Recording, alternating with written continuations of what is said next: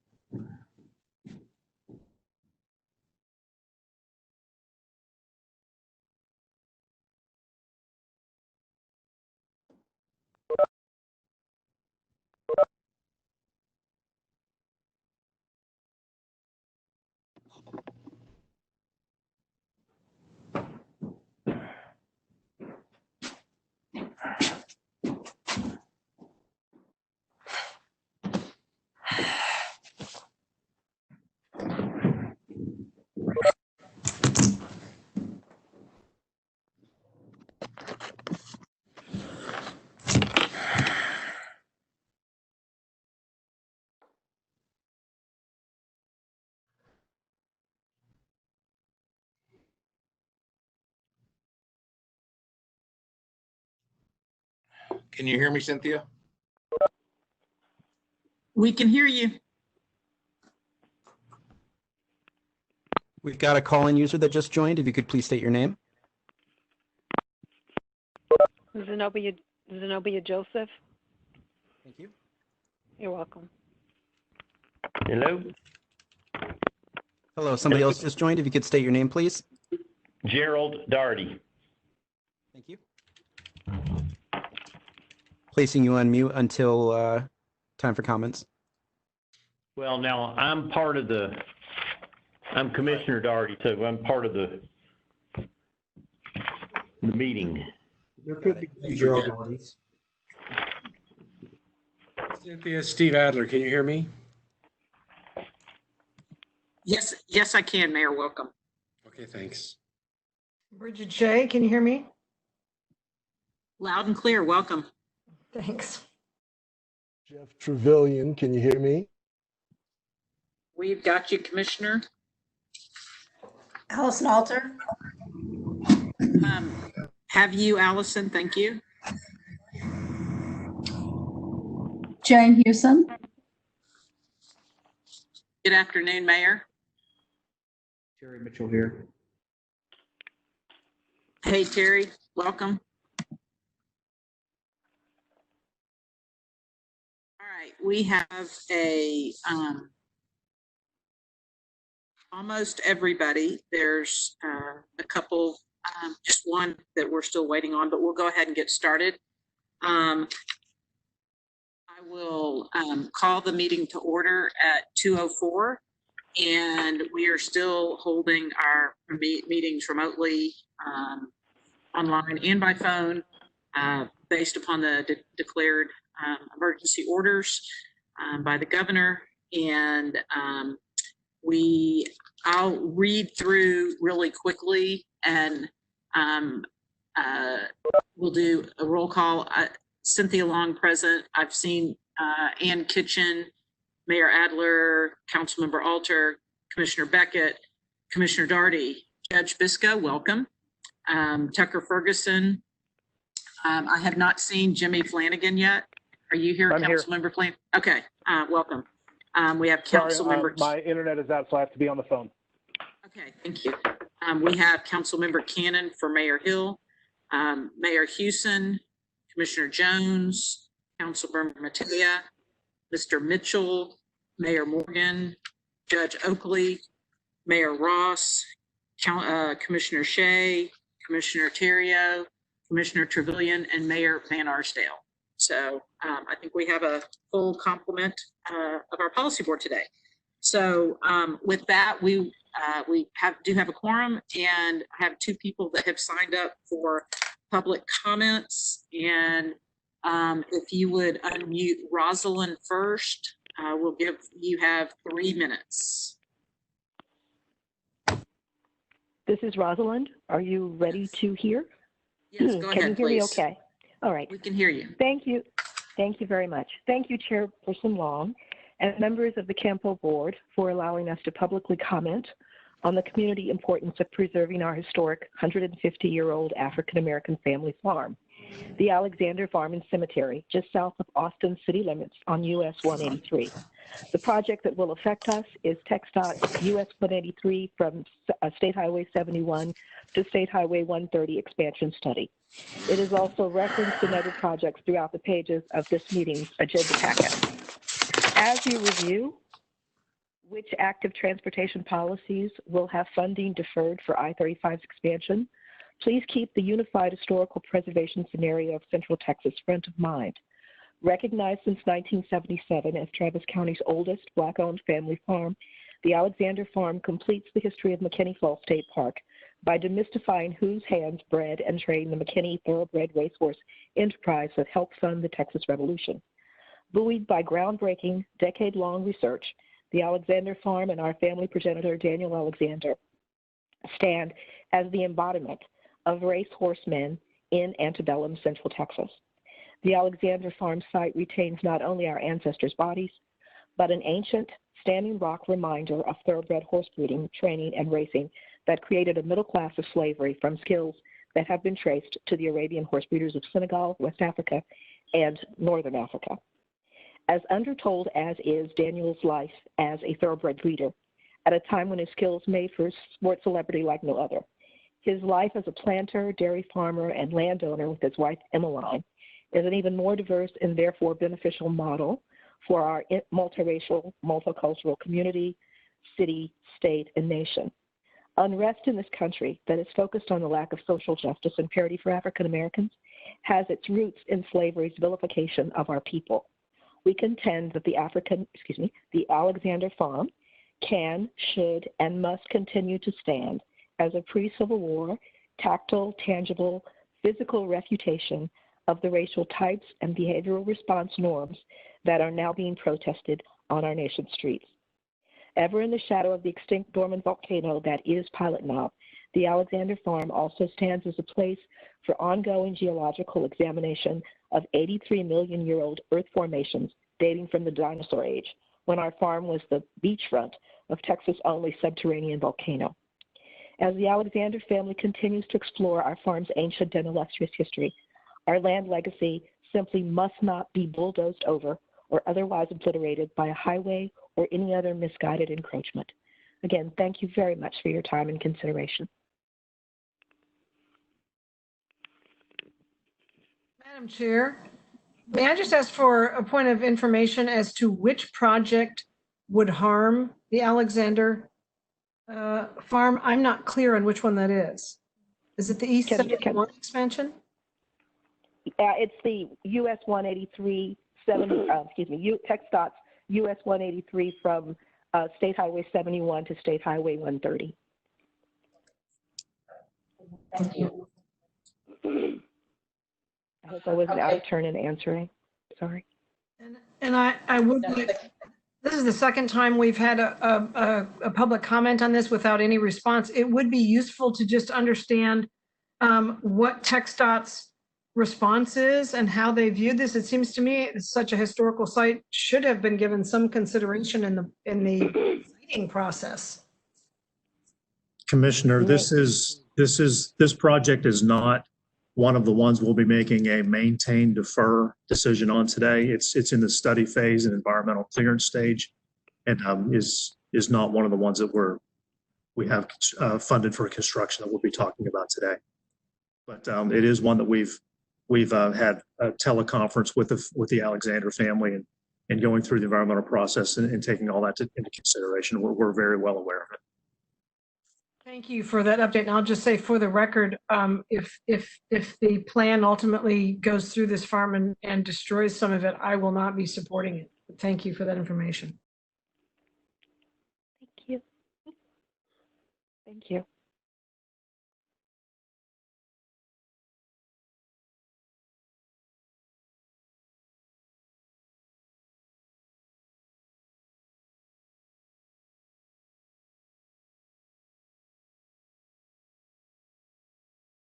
Kelly Davis, you are next.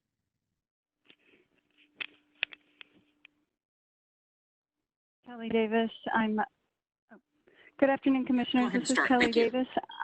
I'm a staff attorney with Save Our Springs Alliance, and I just wanted to comment on the change in the meeting time from 6 p.m. to 2 p.m. on Mondays.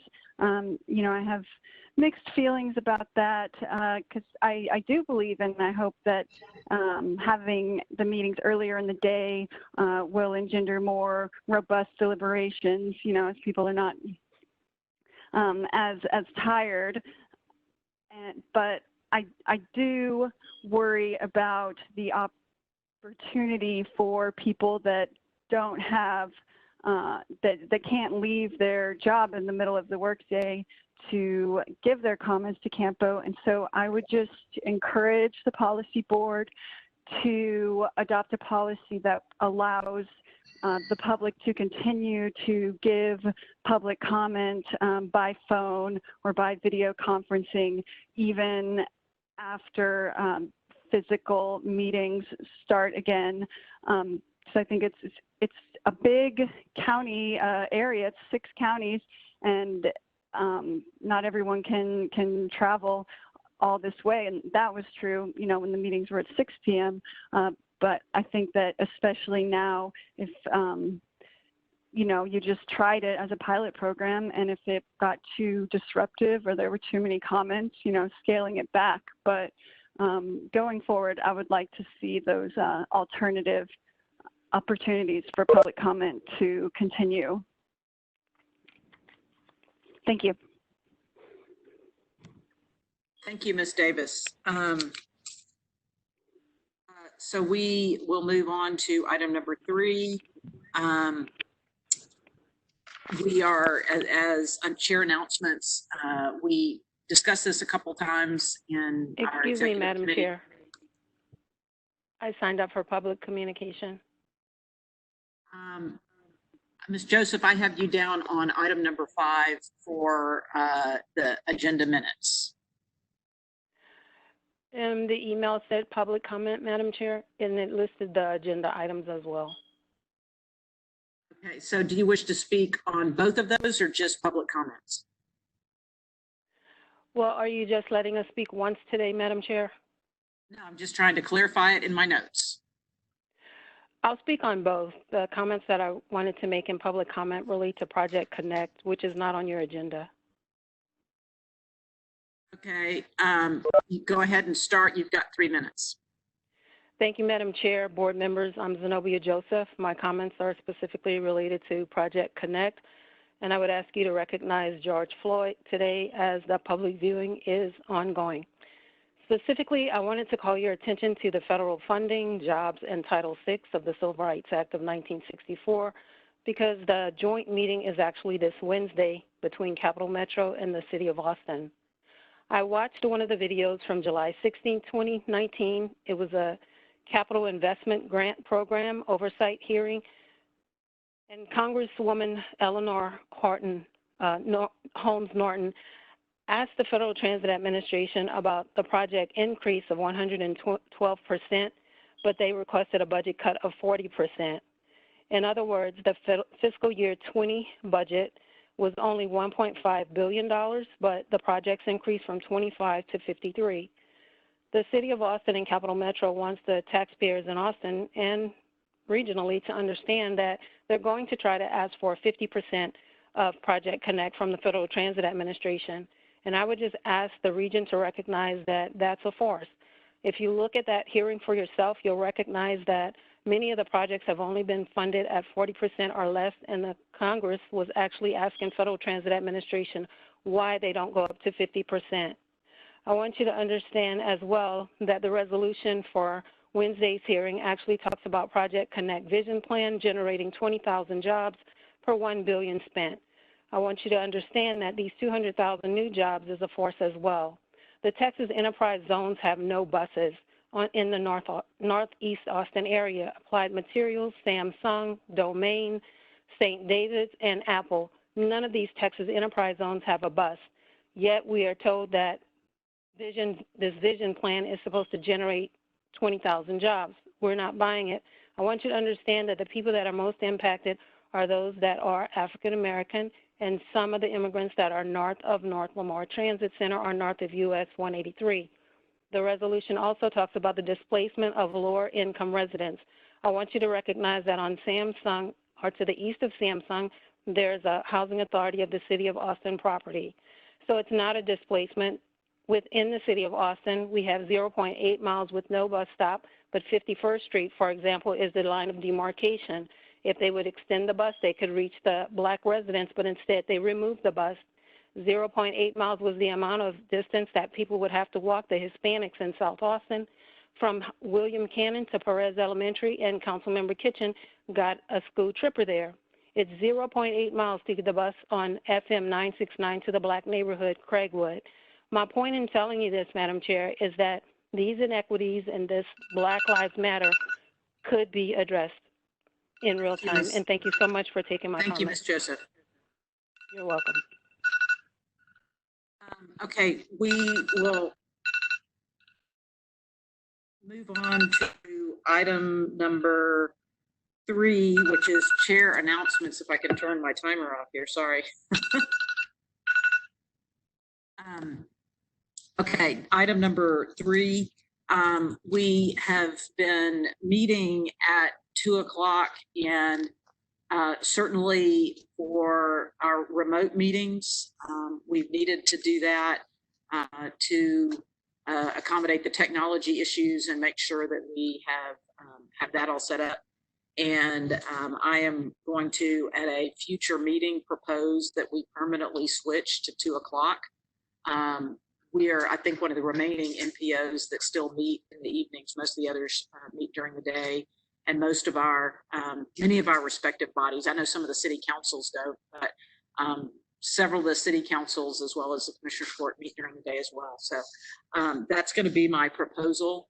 And we will vote on that officially at our next meeting, but I just wanted to put that out there. The general feedback that I've heard from folks is that they like the earlier time during the day. Madam Chair, are we allowed to talk about this, or is that going to be at the next meeting? Yeah, I mean, we can, there's not a, it's just kind of under my announcements. I mean, if you have any comments, we're not going to vote on this today. I mean, if you have any comments. My only comment is I do like doing it earlier than 6, but for those of us that are council members and have other jobs that we have to be at, we're unlike the county officials, some of the city officials, it's not a salaried position, that being during the middle of the workday is, if there's some way for us to do it, like it maybe, I don't know, 4 or some, not necessarily 6, but it might be easier on our employers. That's all. Okay, thank you. Commissioner Long? Yes. I support being earlier. I do think that we do need to make sure, and I know I probably are doing this already, but just to address the comments about people not being able to come and do public comments, to have that opportunity to be able to do it through either through the video or through the phone. I think that is a good idea to make sure we still have the public comment capabilities of either way. All right, thank you. Chair, this is Ann Kitchen. Can you hear me? Yes. I just wanted to say, I wanted to second what Mayor Morgan said. I think if there's a way to continue with participation by telephone, that would be really helpful to opening this up for folks. Thank you. All right, if I'm hearing no other comments, we'll move on to item number 4. And just by way of reminder, if you're not speaking, if you wouldn't mind muting your microphone, thank you. We'll move on to item number 4, report from, I believe, the TAC Vice Chair today. I think we have Julia Cleary on to give us a report. Yes, good afternoon, everyone. Can you hear me? Yes, thank you, Julia. Okay, thank you. So the TAC met on May the 18th via WebEx, where we had one action item in addition to the approval of the minutes, which was the recommendation on the adoption of the 2021 to 2024 Transportation Improvement Program, or TIP. which the TAC unanimously voted to recommend to the board for approval, on the understanding that there was some missing information. Specifically, it did not reflect the projects to be deferred in light of the I-35 Capital Express funding, which you're discussing this afternoon. There were a couple of additional locally funded projects which were undergoing verification at that stage, including the CTRMA Barton Skyway and 360 operational ramping improvements, and also the performance measures analysis at that time was not undertaken because the final list had not been adopted. And with that, I'd be happy to take any questions. Thank you. Does anyone have any questions? Okay.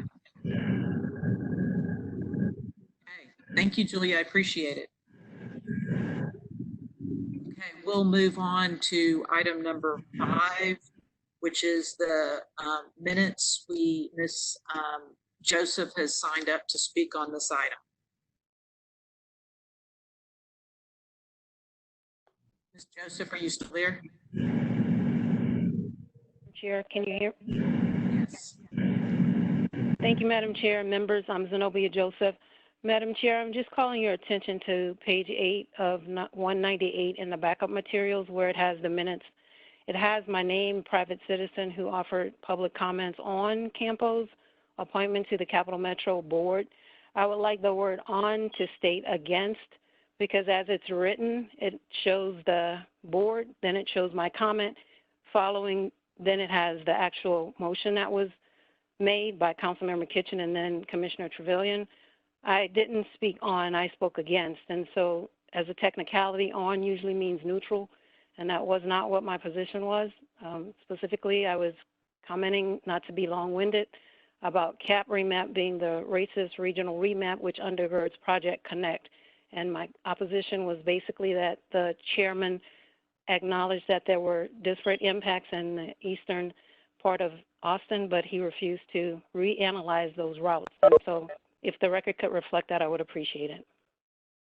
Madam Chair, Oakley, I'd move approval of the minutes and that would be changed to reflect the position reflected. Second, Morgan.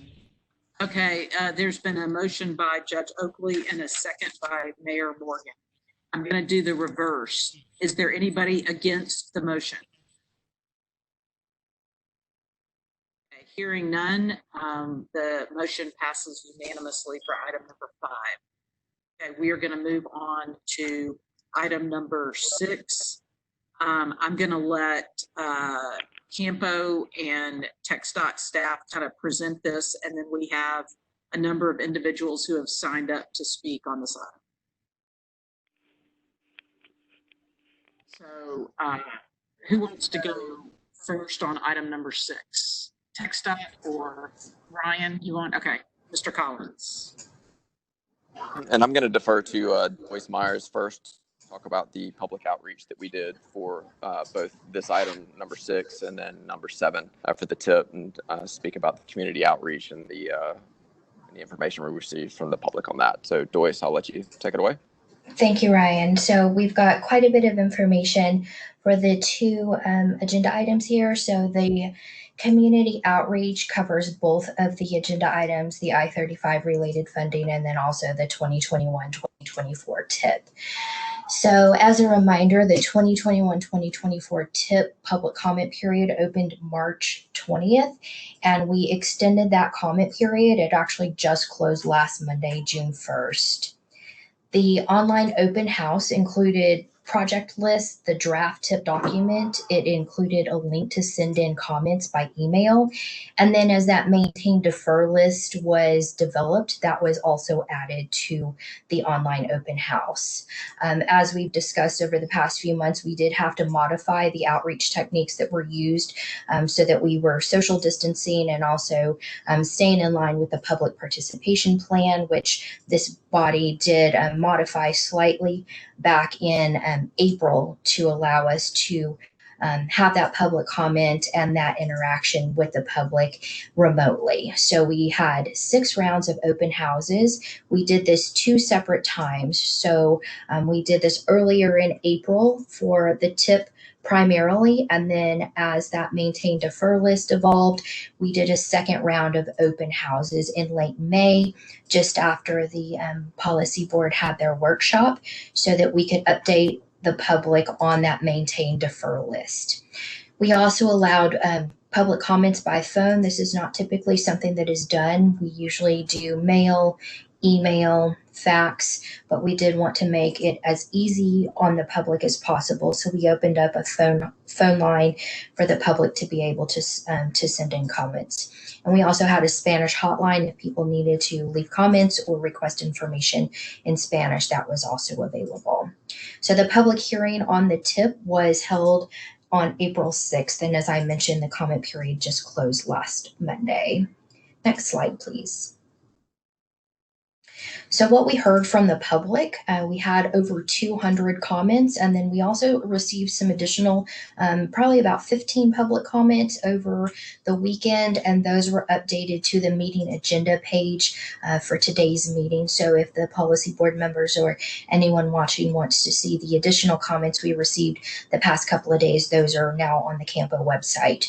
So we received comments supporting and maintaining the 620 Anderson Mill intersection, William Cannon, the 183A frontage road, and also active transportation projects, in particular the Northern Walnut Creek Trail. We also received comments supporting maintaining I-35 as a non-tolled facility, support generally for the I-35 Capital Express project, and then general comments on TIP projects. So as I mentioned, this is the public outreach summary for both of these agenda items. The outreach summary and all of the public comments we received is in the packet. So that is just a summary of what we did for outreach, and I'm happy to answer any questions or turn it back over to Ryan. Does anybody have any questions for Joyce before Ryan picks back up? Madam Chair, I have a question for Joyce. Can you give us some sense of the number or proportion of the comments? I've certainly gotten a lot of comments about the 620 projects, and I had assumed that they had gone to all of the Transportation Policy Board, but I'm not positive. So can you just give me a sense of those comments in relation to others? Sure. We had, it was I think about 85 comments for the 620 area. And how does that compare with others? Was that like half of all the comments, a quarter, roughly? It was about half. I mean, we had 200 total comments for the entire comment period, and there was probably about 85 of those about that intersection specifically. Thank you. Does anybody else have any questions for Joyce? Just real fast, what was the number of people that commented on the non-toll facility on I-35? There was, I would say, about 10 to 12 of those. And I do want, for the policy board members' information, we did have a number of people from outside of this region commenting that they would like to see that remain a non-tolled facility. So that is something that the members of this body should be aware that we did receive comments from outside of the region requesting that. And are those part of the 10 to 12? Yes, sir. Do you have a feel for how many of the 10 to 12 came from outside the region? It was probably about half of those. So we got about 6 comments on I-35 locally about not being non-tolled, roughly? About remaining as a non-tolled facility, yes. Okay, thank you. Anyone else have any questions about the public outreach? Okay, Ryan, back to you. Thank you. If you'll go to the next, please. Wanted to do a brief overview of the situation for anyone who is new to this item, and I know we've got a new board member as well. So just want to give a brief overview of the situation. So on April 30th, 2020, the Texas Transportation Commission amended their Unified Transportation Plan, and this is to they did this to add an additional $3.4 billion worth of funding to the $4.9 billion I-35 Capital Express Central project. This investment came with a request to help. There was a $934 million funding gap to reach that 4.9 million construction goal. And so the TTC, the commission has requested the reprioritization of up to $633 million worth of currently funded projects within the Campo region. There's 160.5 million in Category 7 that Campo and this policy board specifically are responsible for identifying. And then we also have the TxDOT Austin District is identifying $472.5 million worth of Category 2, 4, and 12 projects. In addition, in order to make up the rest of the funding gap, the commission is also considering adding an additional $300 million in the upcoming 2021 UTP, and that would cover the remaining difference and get the Capital Express Central project completely funded at that $4.9 billion goal. We'll go to the next slide, please. So the reprioritization request, so to accommodate the reprioritization request, Campo has been working diligently with the TxDOT Austin District to identify the projects to defer until additional funding becomes available. This has been a 4-month-long process that began back in February when the UTP amendment was made public, and we've been working since closely with the Austin District. One thing I do want to point out that a deferral of a project is not a cancellation. There is somewhat of a narrative out there that deferral means that the project is not going to happen. And I do want to reiterate that we are not canceling projects. They are simply being put on hold. And usually means just the construction of the implementation funding is going to be put on hold until additional funding becomes available from state and federal sources. Typically, we're only talking about the last stage of a project. Anyone familiar with the project development process knows that it's a lengthy process. It includes a lot of engineering, right-of-way acquisition, utility relocation, environmental analysis, and PS&E, which is the last stages of engineering. And this is a years-long process in many cases. And when we're talking about a deferral, we're talking about the construction phase in most cases. I think all of TxDOT's projects are, we're talking about construction funding only. They still do have development authority. And so these projects and the sponsors, both TxDOT and local sponsors, can still move forward with these early stages and get these projects ready and complete the earlier stages of the project development process. Go to the next slide, please. So this slide, I just wanted to give you an overview of the entire $4.9 billion.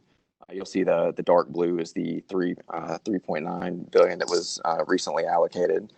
But out of the $633 million reprioritization, Campo is responsible for that $160.5 million. That's a 3% contribution towards the total construction of the Capital Express Central project.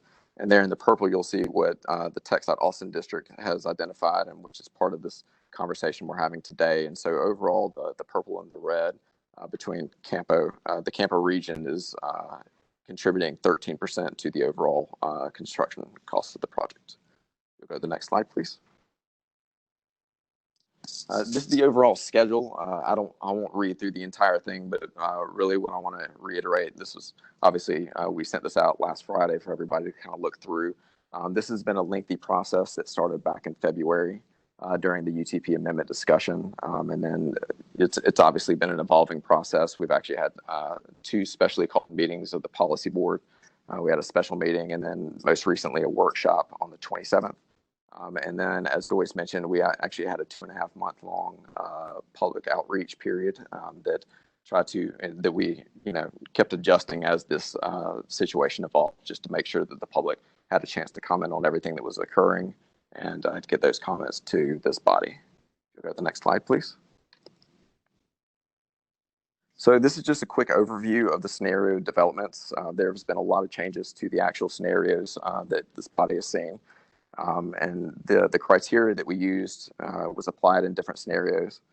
But I did want to go through those real quickly for anybody who's not familiar. When we developed the initial list, we started and looked at projects that had the advanced funding agreement executed.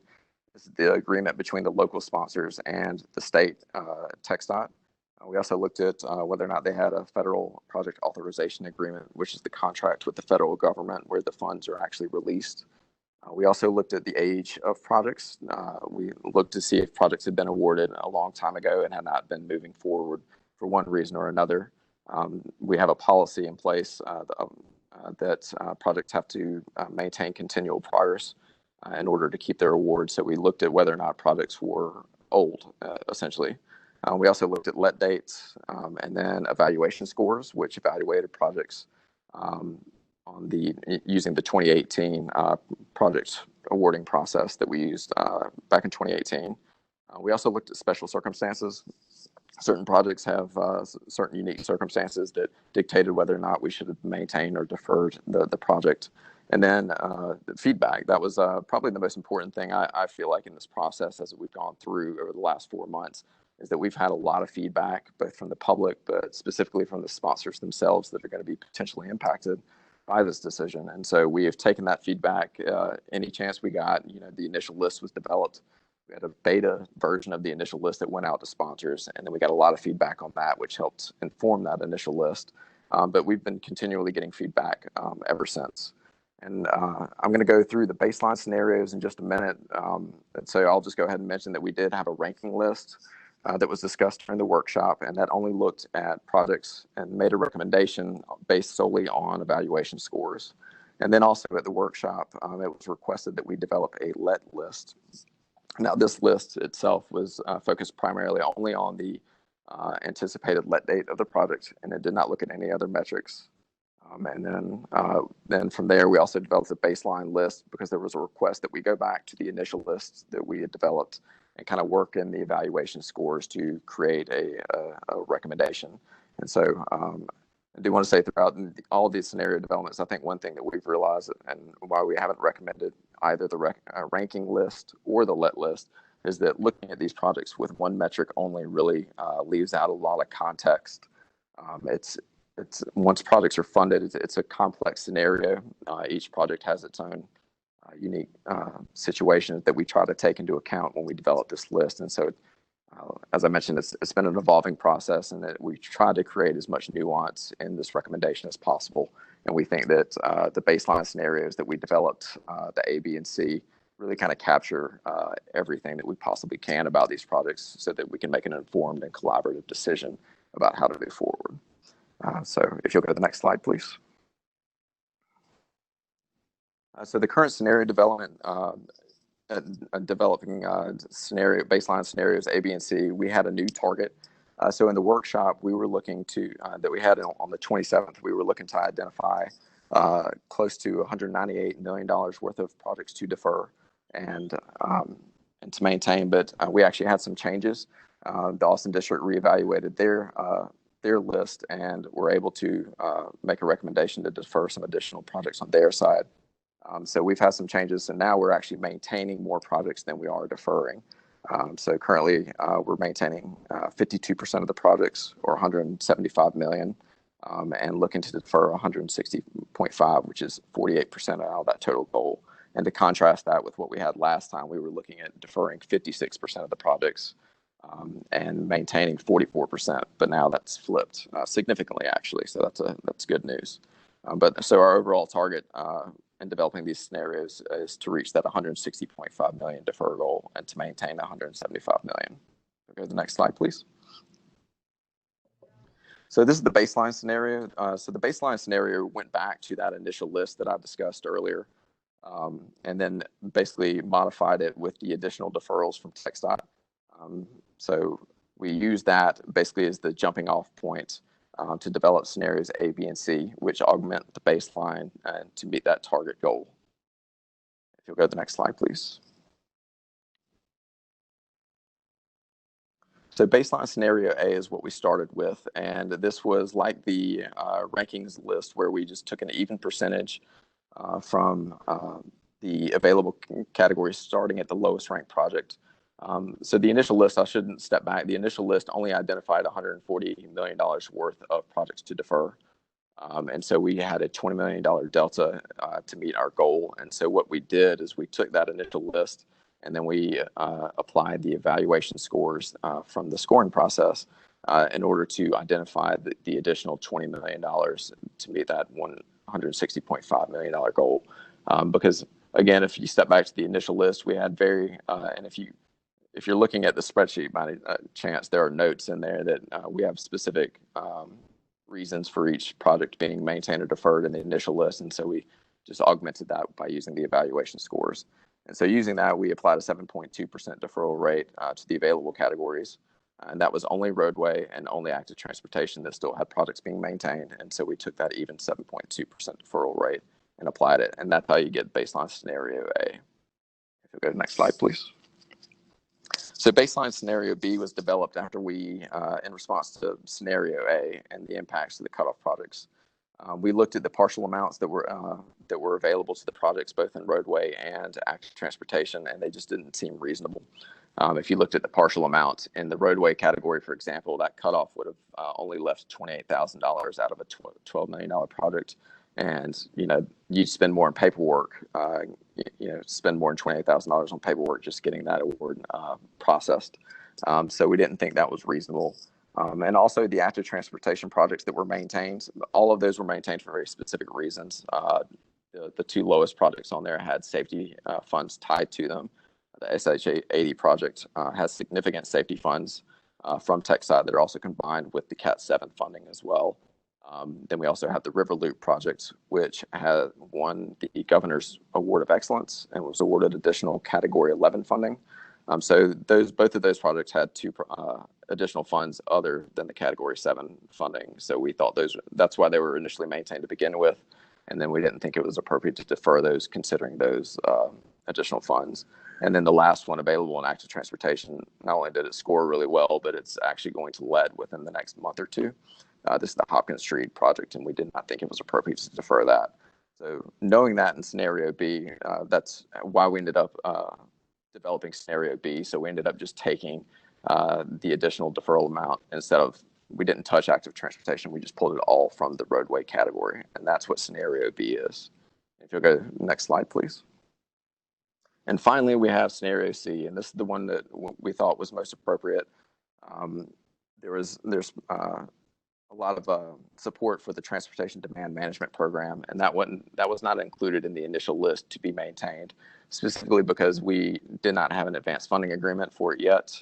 It was one of the later awards, but looking at that, we were treating that project just like we treated all the others. If it did not have an advanced funding agreement, that we didn't think it was appropriate to maintain it. However, there's a lot of support for this project, and it is an important project. And so we developed scenario C. It is the exact same thing as scenario B, except for it includes support for the TDM program. If you'll go to the next slide, please. And so that's an overview of the scenarios that we have developed. Again, scenario B and C are the ones that we feel like are the most nuanced and include, if you'll go back, you don't have to go back to that slide, but the chart that shows that scenario B and C take into account every aspect and every criteria that we are looking at when developing this list. We do think it is the most nuanced approach when it comes to developing a recommendation. And so here I just want to point out what the process is and the next steps. We're assuming there's going to be a vote on the reprioritization of these Cat 7 funded projects. What the next steps is that we will, let the sponsors and the Texas Department of Transportation, they'll be notified of this decision. And then projects that are selected for deferral will be removed from the main body of the Transportation Improvement Program and moved into an illustrative list within the TIP. So it's there essentially on standby until additional funds are identified. And again, I do want to mention that these projects are also going to be listed. They should already currently be listed in the Regional Transportation Plan. And so having it both in the appendices and in the Regional Transportation Plan allow the sponsors to move forward in the federal project development process. They can still get environmental clearance and go through all of the motions that need to be done. And then sponsors with maintained projects still have to show continual progress, through the quarterly project progress report. I think it's actually just that much more important for those projects that are maintained. Really do have to move forward because we have all these projects waiting in the wings, waiting to be refunded. So we will be diligent in watching the sponsors' progress on the projects that are maintained. And if you go to the next slide, please.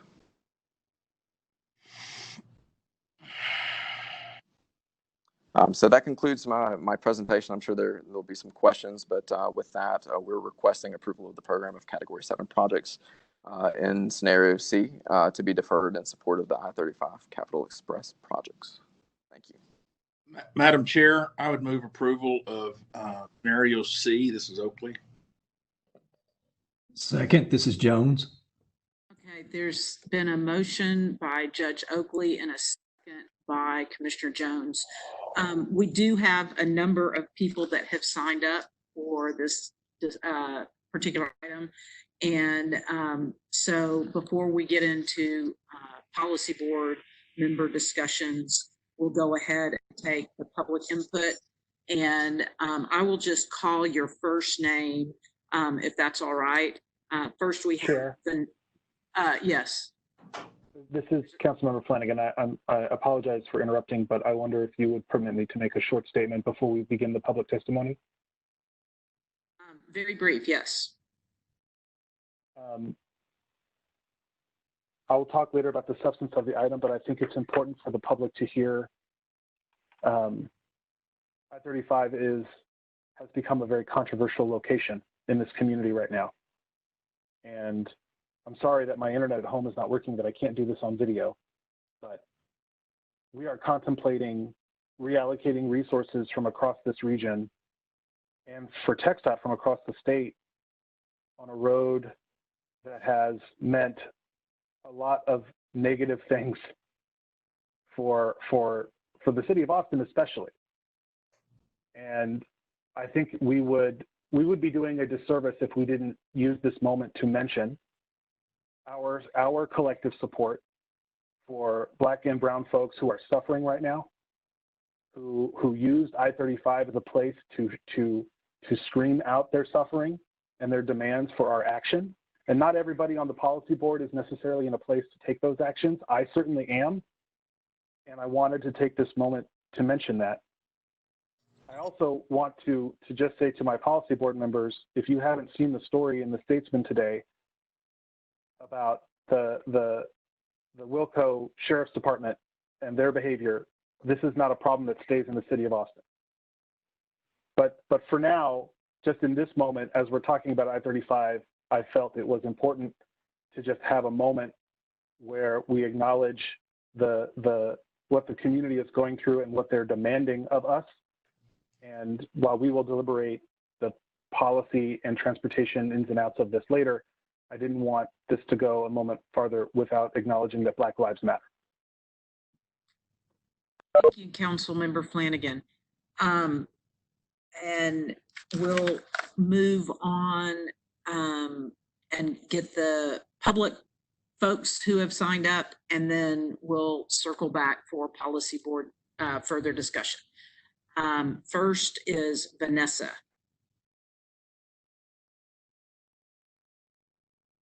Device.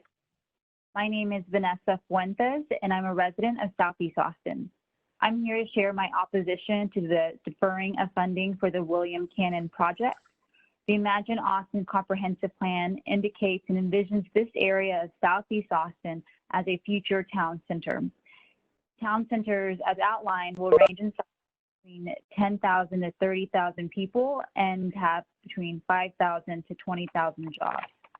This area is experiencing fast growth with over 1,000 homes being built in the past couple of years with a mile-and-a-half project. Thousands more residents are expected to relocate to this area in the next couple of years.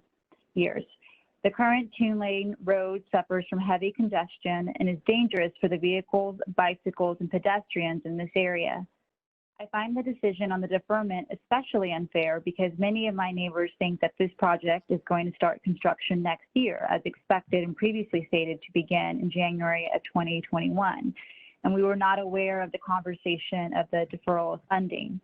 While in listening to today's presentation, I recognized and it was pointed out that there were online workshops available.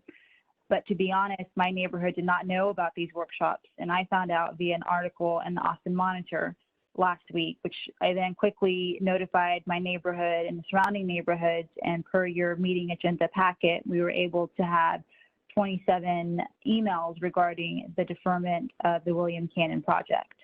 So I know Campo has been put in a difficult situation because of the opportunity to get major work done on I-35, but I am deeply concerned at the lack of community conversation that is meant to inform the decision of the MPO. For members of Campo who are Austin City Council members or Travis County Commissioners, please help my area of Southeast Austin come up with a plan to fund this very necessary project, especially as it pertains to critical infrastructure for our regional growth. Thanks again for the opportunity to testify today. Chair Long, could I make a very short comment? Yes, Councilmember Kitchen. Ms. Winters, I just want to let you know that William Cannon is not up for deferral. In all of the scenarios we're considering today, it is on a maintain list. And also our staff recognized in the presentation that they made that they had received comments in support of continuing, of maintaining William Cannon. So I just wanted to let you know that. Thank you, Councilmember Kitchen. Next, we have Randy. Yes, can you hear me?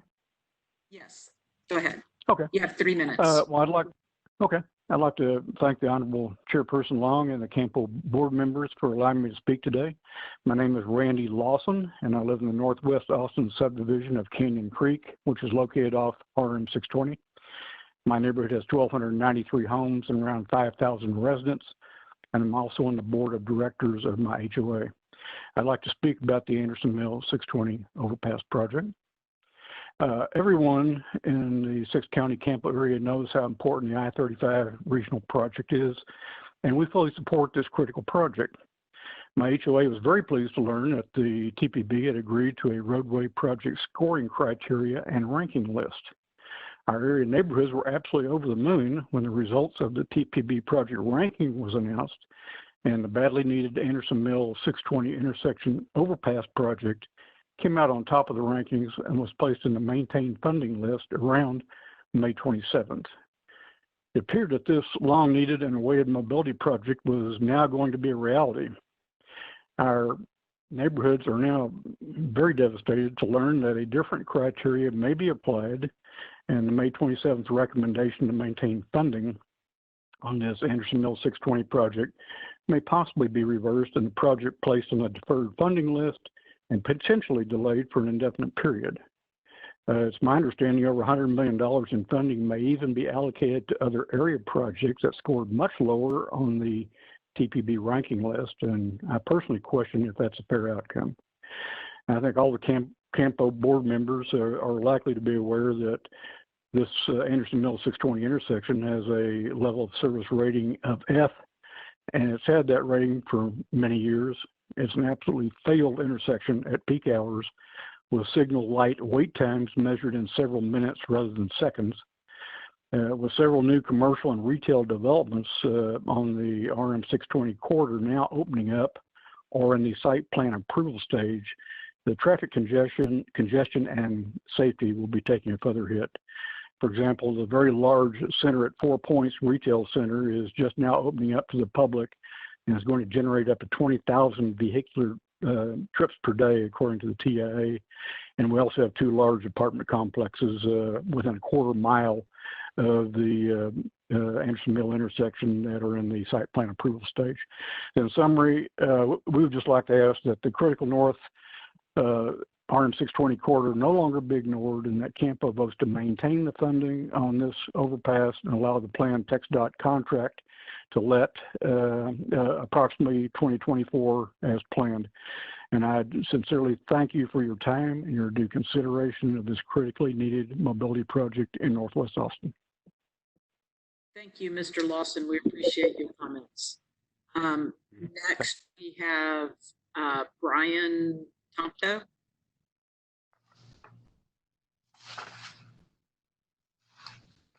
Brian, are you on?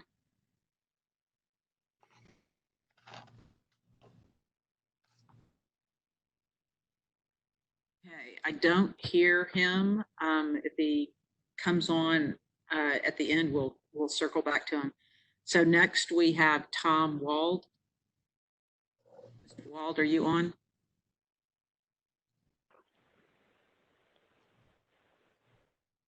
confirming that you can hear me. Yes, go ahead. You've got 3 minutes, Mr. Wald. Great, thank you. This is Tom Wald from the Red Line Parkway Initiative.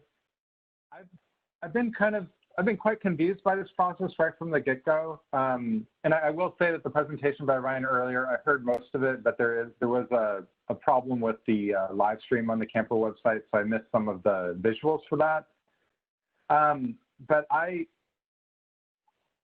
heard this from other board members, or from board members at the last couple of meetings, that there wasn't really clarity on what criteria created the initial list. I mean, there were points about what sort of things went into it, but nothing that was transparent. And I'm not sure if that's still available. So my concern is that whatever was baked into the initial list also then transferred over to the baseline scenarios. And I would have more confidence in the process if that was transparent, but my understanding is it's either not transparent or it's incredibly complex to the point that it's hard to even determine what kind of fairness and legitimacy there is to the process. One thing that's not been made clear, at least to me, and I think other people share this, is why we would not focus on the let date and simply have, say, the first 24 months or first 18 months of projects be maintained, with the assumption that we would have funding become available in order to cover projects that were after that date, after 2 years from now. And that way, we wouldn't be affecting any projects. To me, that seems like the most simplest and least political process. But what I've seen from the past 45 days is that some people on the dais who don't like active transportation projects and don't like transit projects are doing whatever they can to obfuscate the process in order to delay those projects as much as possible. And I really, when I try to wrap my head around this, it seems like that's exactly what's happening. It doesn't seem like there's an attempt for a legitimate process. It just simply seems about lack of transparency and obfuscation. I really strongly recommend sticking with the let date list. And I'll note that at least one of the projects that is listed as defer on a let date list actually does have a let date, so that should be updated. That is the Red Line Metro Rail project at Lamar. But there may be others on that list as well. And again, I just encourage you to go with the let date list unless there's just extreme exceptions within that list. Thanks and I'll yield the remainder of my time. Thank you. Thank you, Mr. Wald. Next, we have Kelly Davis.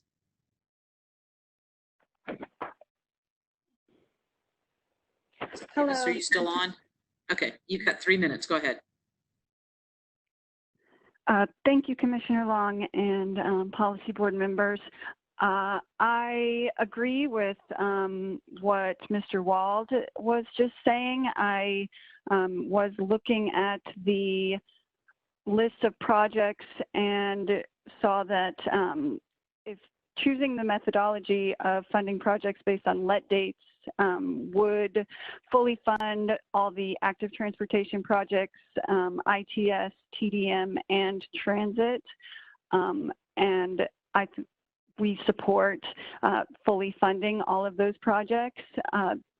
Road projects are expensive, and alternatives to driving cars, basically you get more bang for your buck. I also think there's a little bit of serendipity here that you have this opportunity to defer these big expensive road projects at a time when we've seen that with telecommuting and the changes in society that, there might not be this high demand down the road for these big road projects. So we would recommend prioritizing safety, fully funding the North Walnut Creek Trail project, and the grade separation of the Metro Rail Red Line at North Lamar, which on the most recent spreadsheet has a let date of NA, but was actually on the Campo 2040 plan with the let date of 2019. and according to Capital Metro, does have a let date of 2020. So if the correct information were there, I think that under any scenario, that project would make the cut. That's it. Thank you. Thank you, Ms. Davis. Next, we have, let's see, Jay Crossley, I believe. Hello, this is Jay. I hope you can hear me. Jay, you have 3 minutes. Thank you very much. Thank you all policy board members for your service to all the people of the region. I'm Jay Blazer Crossley, Executive Director of a 501c3 nonprofit called Farm and City. And I wanted to make a couple points I hope can help with this process. And a key point is in this atmosphere where we are going through the COVID crisis and the impending economic crisis, it's so important to maximize the jobs benefits of these kind of funding decisions. And when public funding on transportation, you get the greatest bang for the buck from transit projects that create 70% more jobs per dollar spent than roadway expansion projects. You get almost as good a bang for the buck on active transportation projects and just any project that is fixing our existing streets. And that includes safety projects, bringing our existing system up to current safety standards. The worst use of funds in terms of creating jobs is adding roadway capacity. And so I think it's a serious problem that much of the money we're talking about spending will be reserved for adding capacity, the least effective way to support the Austin region's economy over the next couple of years. And we should be investing these funds as soon as possible. And we should be investing, the let date is crucial, and we should be allocating these funds for the things that we can spend this year and next year, and not set the funds aside for 3 years. I think it's crucial that we have a balanced transportation system. It's a regionally significant transportation issue that most people in our region do not have safe access to walk or wheelchair or bike around their home or in their daily life. And so we should fund all the active transportation projects that are proposed. They're all good projects. I think the City of Austin Transit Emergency Vehicle Signal Priority is one of the best projects you have, and it's a terrible shame to unfund that project. This fixing our existing infrastructure with tech upgrades to make traffic flow better, to make emergency vehicles be able to get to people having heart attacks or fires faster, and to make our transit system work better is a better investment than anything else proposed. And so I think you should prioritize that particular project. And finally, there's this one project, the unnecessary feeder lanes along a toll road at 183A, 2,000 feet away from the existing free 183 lanes. That doesn't really have very much of a mobility benefit, but is simply intended as a retail development project. But with the I-35 being our #1 project, Mr. Crossley, thank you for your comments. Your time is up. Thank you very much. Appreciate it. Next, we have Ms. Joseph. Are you still on the call, Ms. Joseph? Thank you, Madam Chair, members. I'm Zenobia Joseph. My comments are specifically related to the Samsung projects, but before I speak on that, I do want to thank Mr. Flanagan, our District 6 representative on council, for recognizing Black Lives Matter. As it relates specifically to Samsung, there are 2 projects on page 26 and 28. It appears that the $14 million project in the neighborhood, Pioneer Crossing, will be maintained for pedestrian safety and expansion for the bicycles. However, I would call your attention to my interest in this is because there is no sidewalk. So when we're talking about inequities, we need to ensure that if we're going to fund a project to Samsung, that it includes pedestrian sidewalks or pedestrian facilities from Dessau and Palmer to Samsung. I would recommend that you keep the project to Harris Branch, because that's where you have minorities that are household homeowners there. I would also ask you to recognize that East Village, which is, you keep hearing testimony about jobs. It's a 425-acre development, 2,200 apartments, 5 miles of hike and bike, and 150 acres of trails. There'll be hotels and grocery stores, but there'll be no transportation to get to the jobs.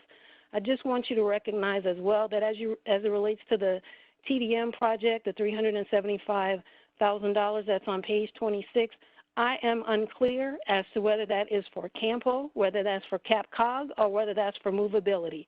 If that funding is for movability, it's unclear why Mr. Ryan actually mentioned the 12 applications that were needed for him to score that came after the fact, and then the applications were submitted. I oppose this money going to movability because way back in 2011 when they formed, and Judge Biscoe will recall this, that's how far back it's been, they didn't have a competitive process. You do have Seattle and other places that actually have robust information on transportation demand management. I want you to understand, too, that you have a car-centric area of the region, and that is in Northeast Austin. So while you talk about taking cars off the road, if Capital Metro keeps refusing to put any type of transit in this area, you are forcing homeowners and transit-dependent riders, quite frankly, to simply drive their cars. And yes, Movability and Samsung are partners. The average partnership or membership is about $50,000. I am unclear as to why we, the taxpayers, have to pay to join this 501c6 exclusionary organization, which is members only, and then pay for them to actually do the study. So I totally oppose them getting the funds. If it goes to, Campo, if you want to save dollars, that would be fine. I would be remiss if I didn't mention my own I-35 Divide Scholarship, which is in Harvard Journal of African American Public Policy on the I-35 Divide Conundrum, and it simply asks, can a true community university partnership grant African American males access to college? And I thank you for allowing me to make my comments. Thank you, Ms. Joseph. Next, we have Robin Stallings. And Madam Chair, I just want to make sure you know Brian Tomto is back on the line in the queue. Okay, thank you. Okay, Robin, you're next. Thank you. My name is Robin Stallings. I'm the Executive Director of Bike Texas, and we've been around for about 30 years. And, I was cautiously optimistic when I was reading through this lots of material, but it just seems so obvious that some of the previous speakers said that we should prioritize the let date. Not only are there so many active transportation and safety projects that will benefit so many people from all over the region, but it would actually create some jobs. The obvious need for active transportation space has really been highlighted during this COVID time, and it feels like that our local priorities have been hijacked and almost extortion. You'll only get this $3 billion if you put in your $600 million, and it's probably not intended that way, but we've seen this same thing seems to come up around the state, and frequently at smaller projects. One community, the MPO was told by TxDOT, we'll give you this, 20 or 30 million, but you've got to put the $6 million in that you were going to use on active transportation so we can put in 3 highway entrance ramps. So if you want the 8 million, you got to put in, this extra 20 million. It sort of feels a little bit like that when we've got a lot of local priorities, and as others said, that this is the wrong time with climate change a crisis, that we're going to be adding more lane miles. And TxDOT may be saying, if you don't take it now, you'll never get it again. Well, that's not necessarily so bad if it's not an I-35 that we can live with, that would really bring our community back together. But my understanding is it doesn't cut, cap and cover and make, heal our city. So I think that we should please prioritize, especially the Northern Walnut Creek Trail. That's going to be a major connection that would connect 2 other existing trails. Eventually, if we're going to compete for the great jobs with cities like Dallas, they have a big loops. San Antonio has big loops. Houston has big loops, but Austin doesn't. And these other cities are considerably ahead of Austin on trails and multi-use trails. And I think that we should, stay on it, and we have the right plans, but we shouldn't get them diverted. And thank you very much for giving me a chance to speak, Madam Chair and Policy Board members. We really appreciate your service. Thank you for your comments. And I believe Mr. Tomto is back on the line. Brian, are you back connected? I am, Commissioner. Thank you. Sorry, I was having audio issues. Had to call back. Oh, no worries. Go ahead. You have 3 minutes. Thank you very much, and thank you, members of the board. Appreciate your service during this time. We had spoken up last month, and you heard from a number of us that are out on the 620 corridor about the extreme importance of prioritizing projects out there in West Austin, mainly because that corridor is essential both for safety and for mobility. It's been gridlocked for years, and if you look back at the history, over the last 6 years or so, Campo has consistently received it as a primary input, whether it's the 2040 plan or the 2045 plan or the interim plans, that the public is clamoring for fixes out here. And Anderson Mill and 620 is the next big fix. It is gridlocked. It is essential for mobility. It is essential for safety. It's essential for evacuation, like we talked about a month ago. And given all of that, and I'll also point out, it's not really adding new, road miles, lane miles. It's making the road that's already there work, right? We're talking about putting an overpass and underpass there so that we can make the road that's already there work for the people and work for the emergency personnel and work for the region, as it is the only north-south connector up there connecting all those, the north region from, the south region from Williamson County all the way down to Travis County in the southwest. So if you look at all that together and you look at the fact that when the scoring came through, it was the number one rate, that I can see on there, right? The number one ranked roadway can make a huge difference. So this is a place where you can put your dollars, and if we're going to prioritize all these funds, which are very precious, all these roadway projects matters, all the other projects matter. But if you're going to prioritize your funds, you've got to make sure to make the biggest impact, to ensure that the biggest problems get addressed, please. And I think what that really means is making sure that projects like this one, that were the top ranked, and we said we wanted to look at the ranking and we've got it, we got to make sure this thing gets funded, and that the let date, even though it's in 2024, if it moves out 2025, 2026, that is going to extremely hurt our region. It's going to hurt people in this area. It's going to risk health and welfare and safety.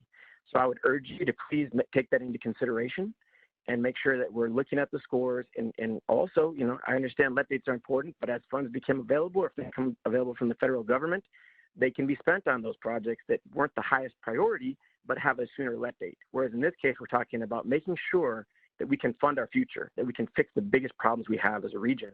And I appreciate your consideration for that. Thank you very much. Thank you, Mr. Tomto. That's all from the public that has signed up to speak on item number 6. And just by way of a reminder, we have a motion on the floor for scenario C. Okay, are there, I am assuming there are policy board members that want to speak to this item. And I will do my best to try to give you the opportunity to speak. Councilmember Kitchen. Yes, thank you, Chair. I have a motion to add to the existing motion, and then I have a comment. So the motion I wanted to add to the existing motion, and I hope it's a friendly amendment, is just has to do with what happens next. So I'll just read it. And that is, I wanted to speak to consideration of the deferred projects in the future. So what I wanted to suggest is a motion that reads, when the policy board next considers funding for projects, the policy board will assign first priority for construction and/or implementation funding to the CAT 7 and CAT 2412 projects that were deferred under this action. In other words, under our vote today. And then Campo will maintain a list of the projects deferred by this action. So I'm sorry I don't have that in writing, and I'm happy to read it slower if that'd be helpful. But I am hoping that would be a friendly amendment to the motion. My problem with that, as the original motion maker, is that it would set a policy based the action of what we potentially could take on this item. I don't see that as germane, and I'm fine. Me personally, I think that needs to be its own agenda item at a subsequent meeting. I'm happy to bring it as a motion after this motion, but I do think it's germane. Madam Chair, just a point of clarification on that. In the presentation we received, I believe Mr. Miller said in one of the slides that the deferred means deferred until more state or federal money becomes available. So I have understood that it was the intent, and that the argument that this is not germane doesn't fit with the presentation that we got. Well, okay, so it is germane, but it is not setting policy on what action we take today. A policy is set based on its own agenda, not on a task-related action item that has gone through, the process. I'm saying, yes, it's in the same family. It is germane, but I don't think this is the appropriate time to address that issue. I'm not saying I'm against it, but I don't think it is part of what we should be considering today. And James, that's what I was thinking. I was hearing you say is that you're not necessarily against this specific action, but you're saying as related to this specific item on our agenda, that's the reason why you'd rather its own separate item. Is that correct? Well, Chair, I'm happy to bring it as a separate motion in a minute, but I don't think it's appropriate to defer it to another meeting. So, So I hear the maker of the motion saying for him, it's not a friendly amendment, but I hear you saying that you can bring it as a separate motion. After that, we would need to figure out from our council if. Madam Chair, I think this is Tim Tudgy. All right, thank you. Sorry. The maker of the motion. It's really hard to hear. You don't hear me? No, we can hear you. If the other policy board members, if you're not speaking, would you mind please muting, and we'll hear from Mr. Tuckey. Thank you. Go ahead, Tim. The maker of the motion has already acknowledged that the motion is germane. If motion seeks to define the meaning of the term deferral, it is appropriate, in my opinion, if the motion maker does not want to amend the current motion, it's entirely appropriate for the board to take up the question in a separate motion that Ms. Kitchen might make to say, oh, by the way, here's what we mean by deferral. So that's my thought. Yeah, I want to be clear. I'm not trying to be argumentative. I just didn't see, maybe I heard it wrong, but it sounded like that the alternate motion or the motion would be addressing future allocation and how future action, that it sets more of a policy for future. And I'm not sure that that's really what the way this agenda item is listed. And moment. Madam Chair. So if I could, if you all recall when we had this discussion before, we did have a separate vote on deferred projects. It was related to a potential future stimulus bill, but that was a separate action. So Councilmember Kitchen, if you want to bring that up as a separate action under this agenda item, that will make that a kind of a standalone statement if you're okay with that. I'm having trouble with my mute and unmute. I hope you can hear me. Can you hear me? Yes. Yeah, and you're talking about me just bringing it as a separate motion under this item after we finish going through the motion that's on the table. Is that what I'm? Okay.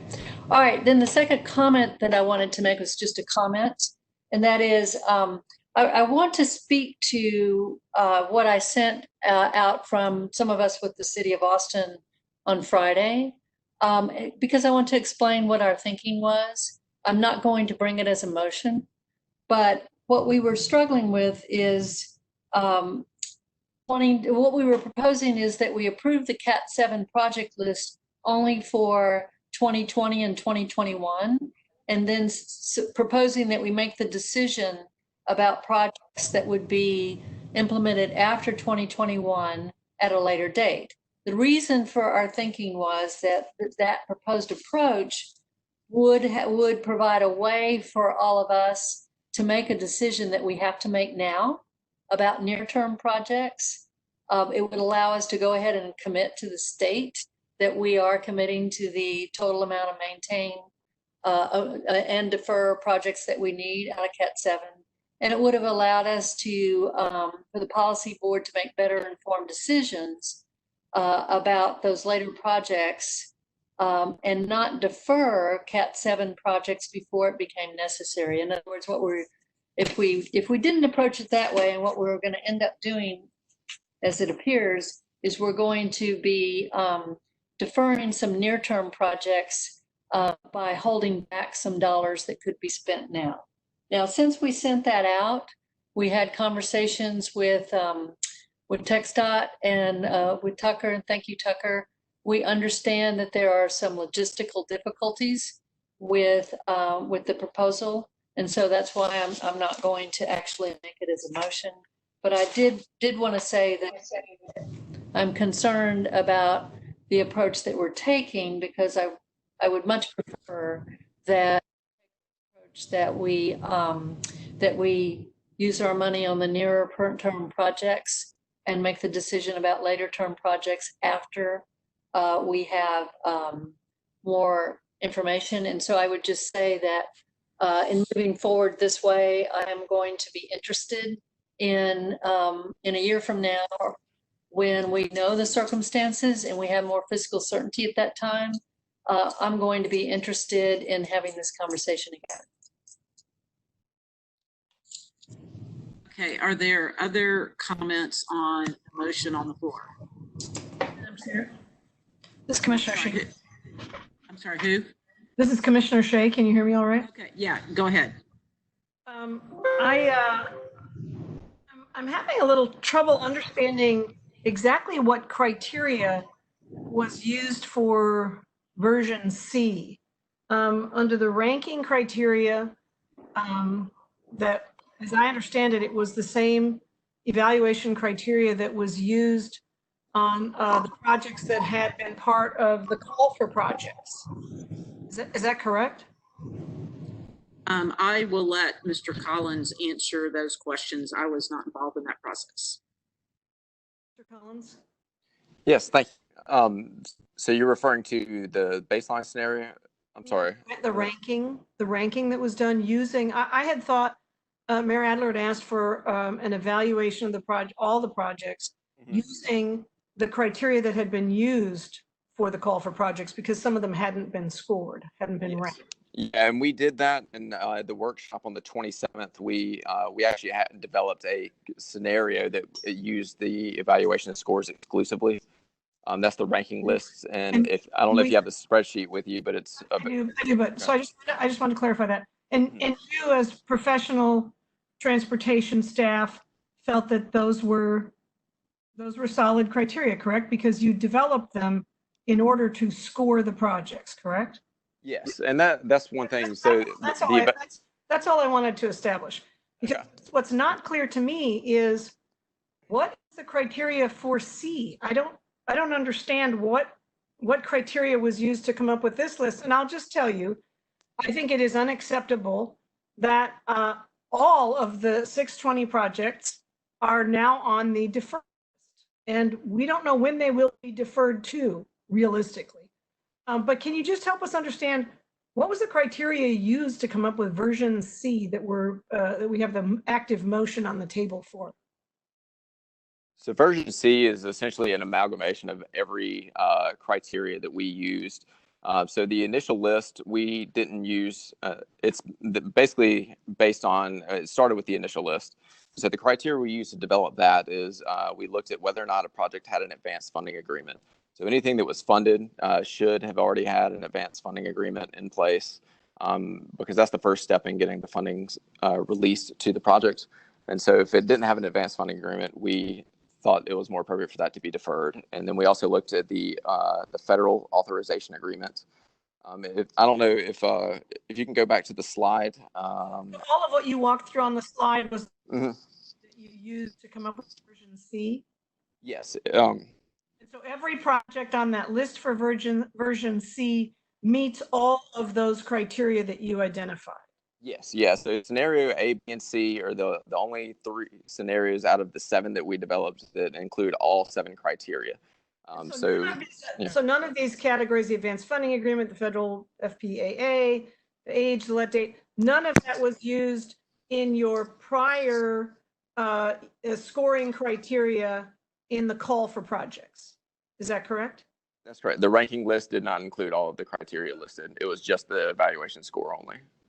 So if you picked a set of criteria with which to professionally evaluate the call for projects, and you now use a set of criteria, none of which were included in the criteria that you felt, in your professional opinion, was the right criteria to use to evaluate those projects, I don't understand this. So we didn't use the evaluation criteria initially because we didn't have scores for all of the projects. That's why we hadn't developed a separate list of project development milestones that we used to evaluate and develop that initial list. Then when we went back and actually scored the additional projects, we actually had that tool and those scores available that we could roll in to that initial list and create the additional scenarios. And I do want to point out that the evaluation scores and process that we used in 2018 are used for funding projects. And it's a lot more complex, I think, to evaluate projects after they're already funded and you're talking about deferring it. So you have to take it. There's a lot more complexity to the situation. When you're talking about projects that are on paper only and you're talking about funding them, the evaluation score criteria that we developed and used in 2018 is perfect for that. Actually, it worked out great. I do see that feedback is the final criteria. Mm-hmm. Because the 620 projects didn't make the list, that feedback from the public was not a factor on those projects. It's I guess the public feedback is for the policy board and help them influence their decision. And then also when I talk about this feedback, that we have had numerous conversations both with the sponsors whose jurisdictions these projects lie in, and also with the Texas Austin district. And there's just been ongoing conversations in regards to these projects. And so we tried to take everything into context. Let me ask about another criteria. When we voted last May to give up 10 years worth of revenue for the I-35 project, we were promised, the policy board was promised at that time, that the 183 and the 620 Anderson Mill project would remain funded. Is that a criteria anywhere? I mean, I feel like we've promised the community when we dug deep and gave up that $400 million. A promise was made in that meeting. The 620 and Anderson Mill project, along with the 183 project, would be maintained. The only one that's still maintained is the 183 project. I just don't think it's right. You have an overwhelming request from the public.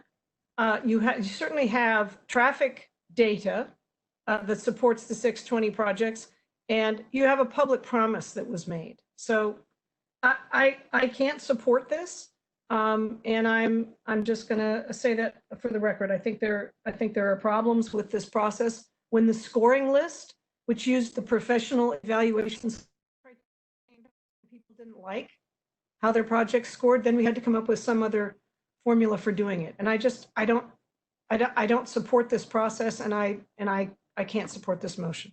Thank you.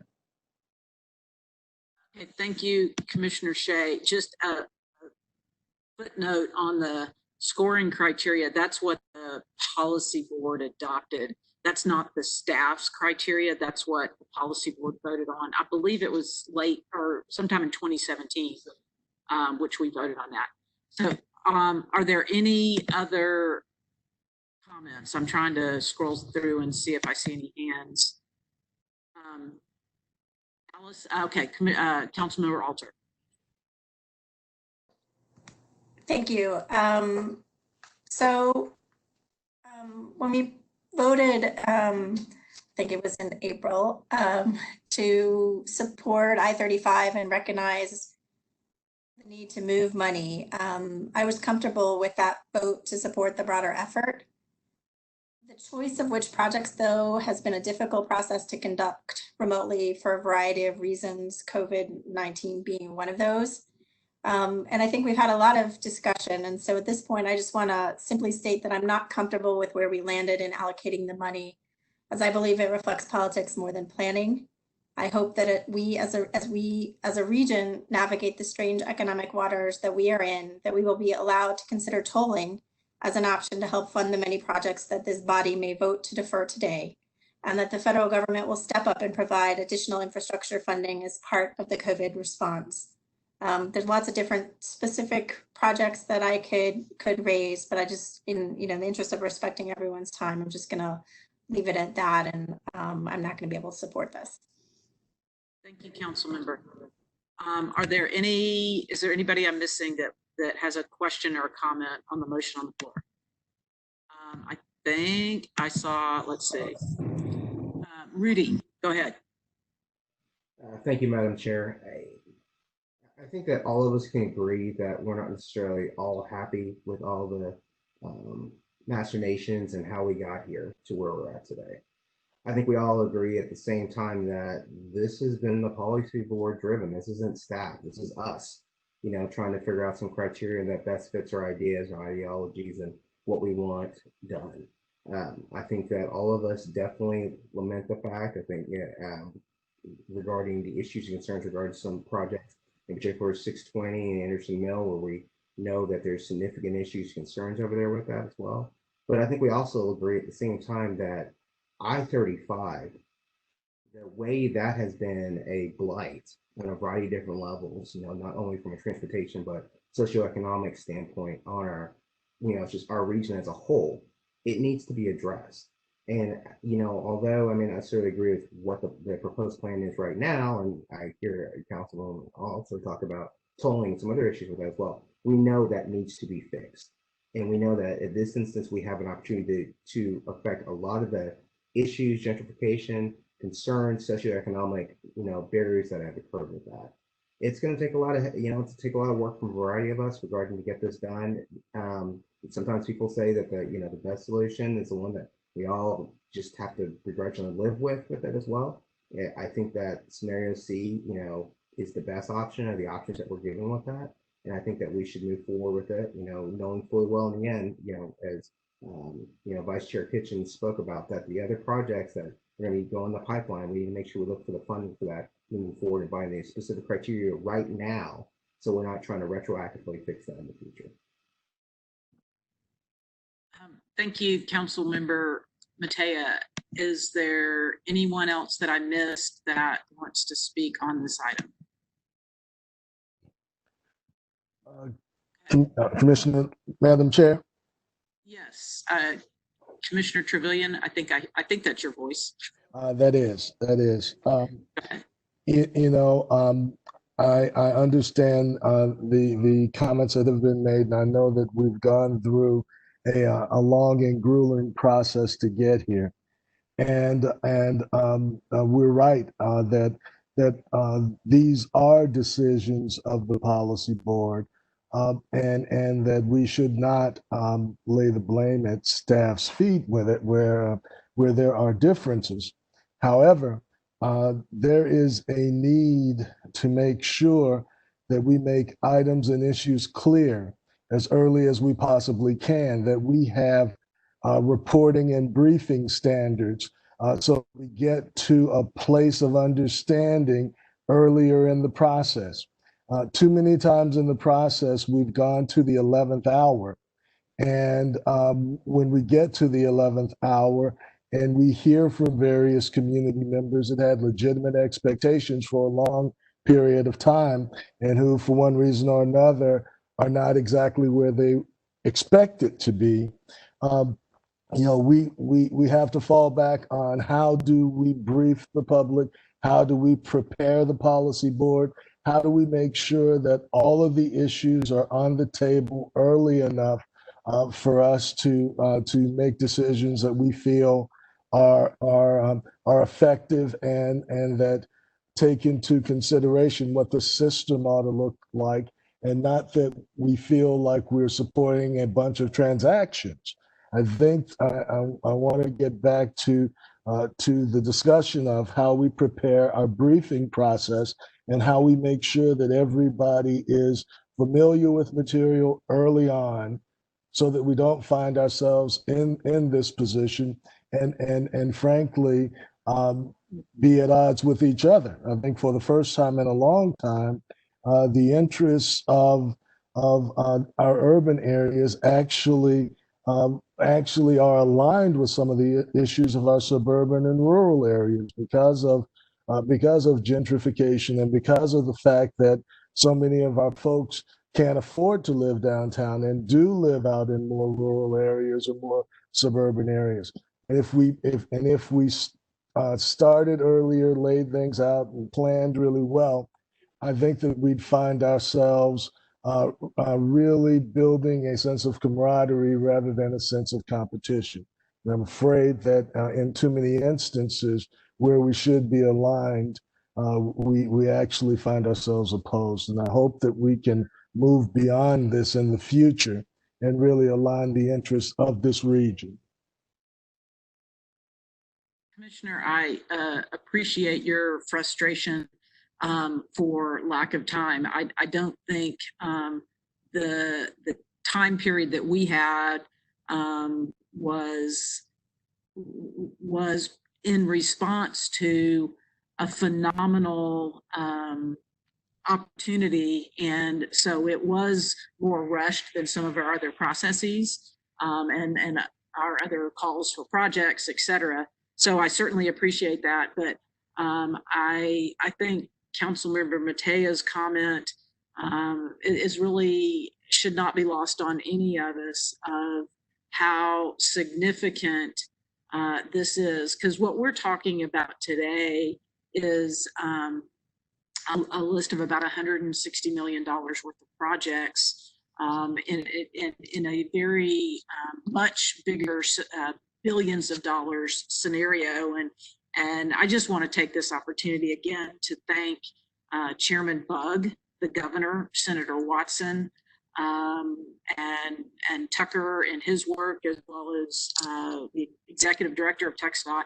There were a lot of folks that did a lot of heavy lifting to get us to this place. And I know I appreciate the healthy comments and discussion. I certainly want to communicate to TxDOT my sincere and strong appreciation, because I know that that vote to basically pull all those monies together from across the state was not an easy vote for the commission to make. And I certainly appreciate that this is not an easy vote for any of us to make. It is a compromise across the board. Nobody's getting the projects on the list, the complete list of projects that they want. There's not a policy board member, I think, that would stand up and say, this is my dream list. But I appreciate staff's work and TxDOT's staff work on getting us to this place. But you know, I think we're here, and I want to say shout out to staff on both sides, on both TxDOT as well as Campo, for your hard work. And I know we've sent you through a lot of hoops. We've asked a lot of staff over these last 3 months in trying to get us to this place, and they've worked extraordinary hours to deliver lots of different options to look at. So I really want to say thank you to both TxDOT and Campo staff. Chairman Long, Councilmember Flanagan has been trying to get in and speak. Okay. Oh, that's right. You're on your call in, Councilmember Flanagan. He may be muted because he's tried to speak and hasn't. Are you muting all the callers? Because you may be muting Councilmember Flanagan. I am not in charge of any of that. So it's generally a question to staff. whoever's managing the phones. I'm Our here. consultants Can you are. hear me? Can you Is hear that me? you, Jimmy? I Yeah. think we can hear you. Okay, go Okay. ahead. Thank you. Yeah, I was trying to speak up, but for whatever reason, it was coming through.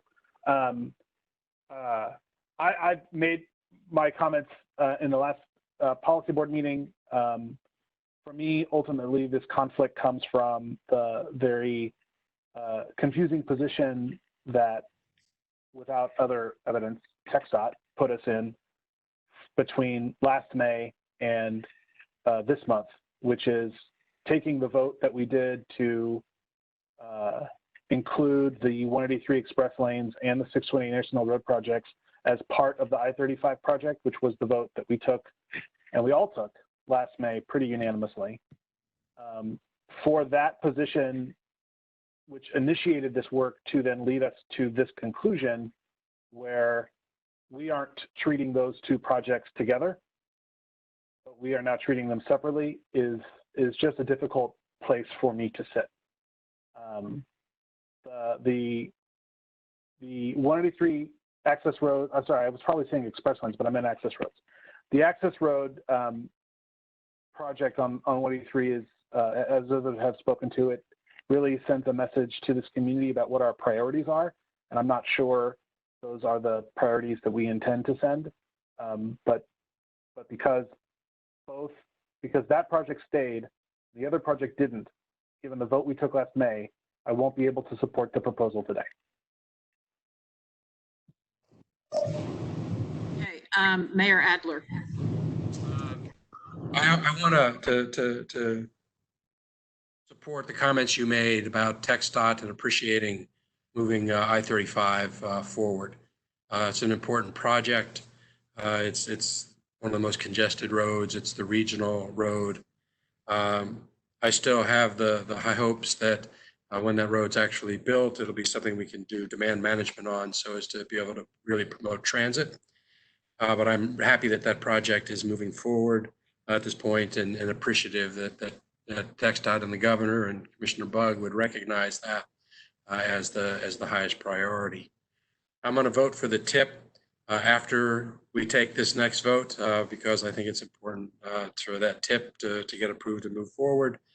I do have concerns about the selection that we're making at this point because I think that with the COVID situation that we're in and trying to get projects up quickly, that's going to be the greater concern. So I'm going to vote no, and I'm going to support what Councilmember Kitchen said, that we have the opportunity, I think, a year from now to take a look at it with additional time to see whether or not that exigency and others might indicate that we should revisit. But I just wanted to explain my vote. Thank you. Thank you, Mayor. Any final comments? Yes, Chair Long, this is Councilmember Kitchen. Okay. Okay. Yeah, go ahead. I also just want to explain my vote. And Chair, I know this has been a long process, and I appreciate you helping us get through all this process. And I support your comments about I-35 and what others have said in recognition of the difficulty of this decision and the support for that. I will be voting for the tip because I think it's important to move that forward. I'm not in a position to vote for this selection of projects because, as I spoke earlier, I don't. It's not the approach that I think is the one that I would want to see us take, and it also results in some near-term projects, including our active transportation projects like the Walnut Creek Trail and transit and ITS not being funded. And so I'm not going to be able to vote for this list. All right, I think Mayor Morgan. Okay, go ahead, Mayor Morgan. I just, with all due respect to my fellow council members in Austin and commissioners in Travis County, we're about to be asked to vote on a defer and maintain list to get more funding to a highway that will benefit Austin more than anybody.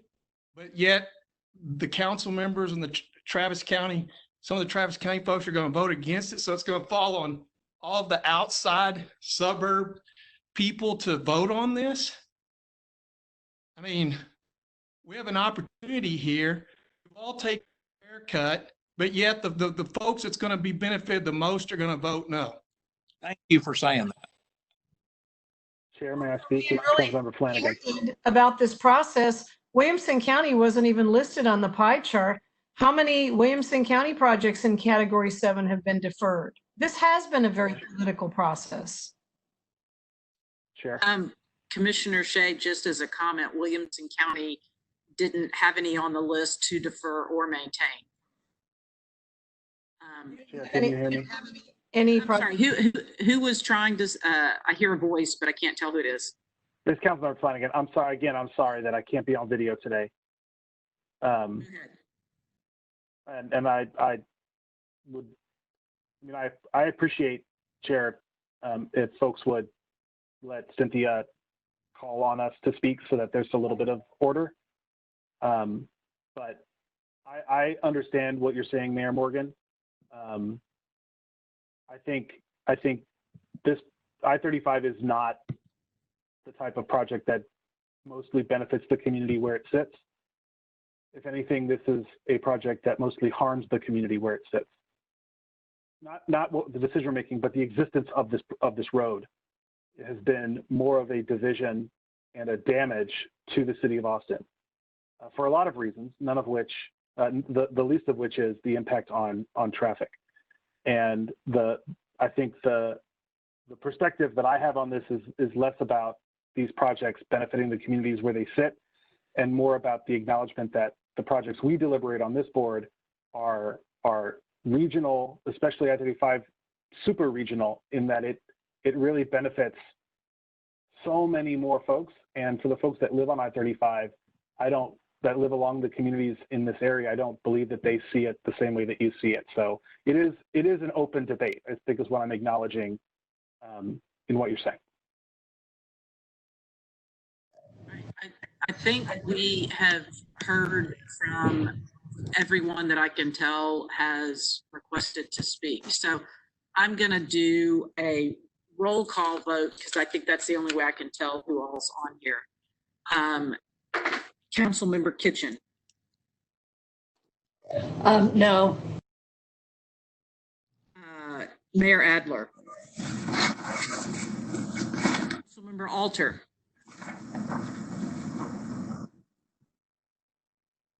Councilmember Alter. No.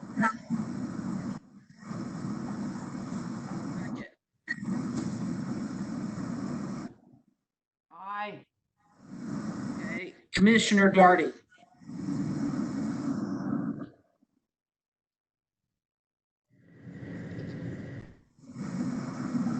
Commissioner Darty. I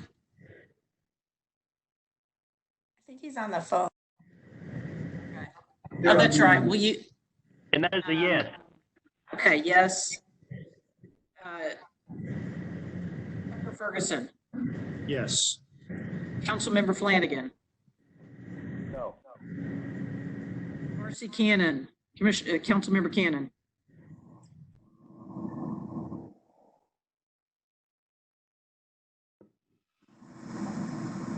Did you hear me? Yes. Yes, thank you. Commissioner Jones. Yes. Councilmember Matea. Yes. Terry Mitchell. Yes. Mayor Morgan. Yes. Judge Oakley. Yes. Mayor Ross. Yes. Commissioner Shea. No. Commissioner Shea. No. Commissioner Terrio. Yes. Commissioner Trevelyan. Mayor Van Arsdale. Bisco.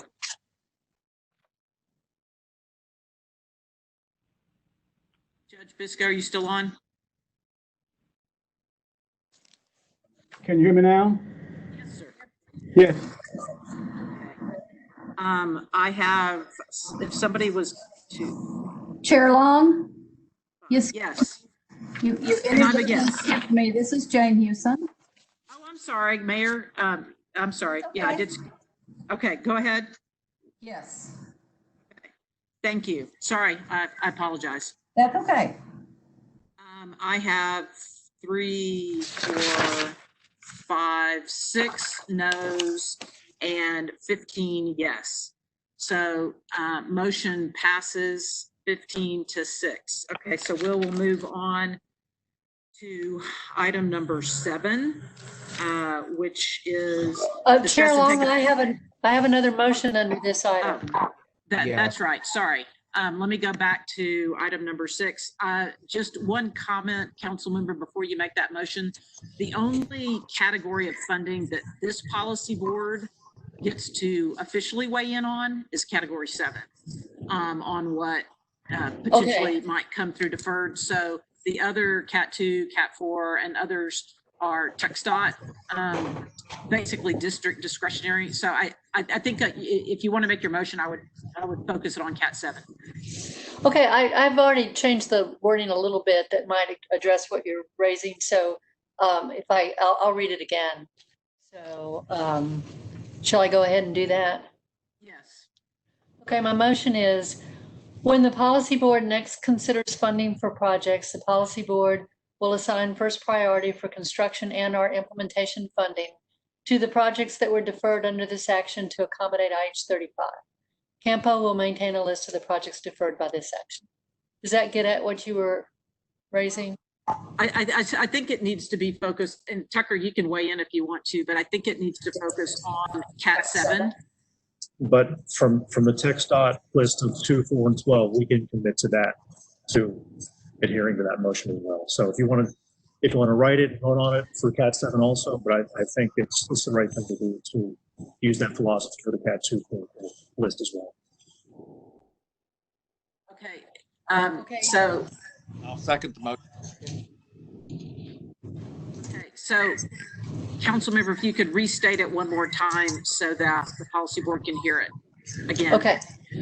When the policy board next considers funding for projects, the policy board will assign first priority for construction and/or implementation funding to the Cat 7 projects that were deferred under this action to accommodate IH-35. Campo will maintain a list of the projects deferred by this action. And I'm saying that with the understanding, as Tucker said, that this is the approach that would be followed for the 2, 4, and 12, but I'm understanding from you, Chair, that we can vote on that part of it. So who seconded that motion? I seconded it. Who's aye? Oh. Okay, so that was Rudy. Okay, awesome, thanks. All right, so there's a motion and a second. Is there any discussion? Okay, hearing none. Let's do this in reverse. Is there anybody against the motion?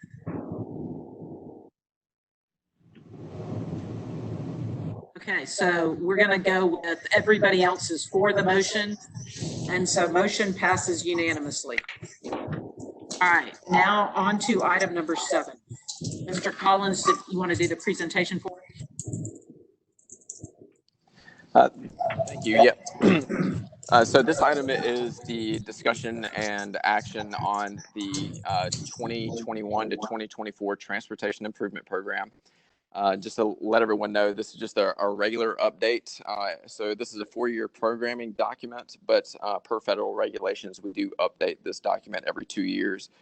We're currently under using the 2019 to 2022 improvement program, but asking for adoption of the new one that will run from 2021 to 2024. If you'll go to the next slide, please.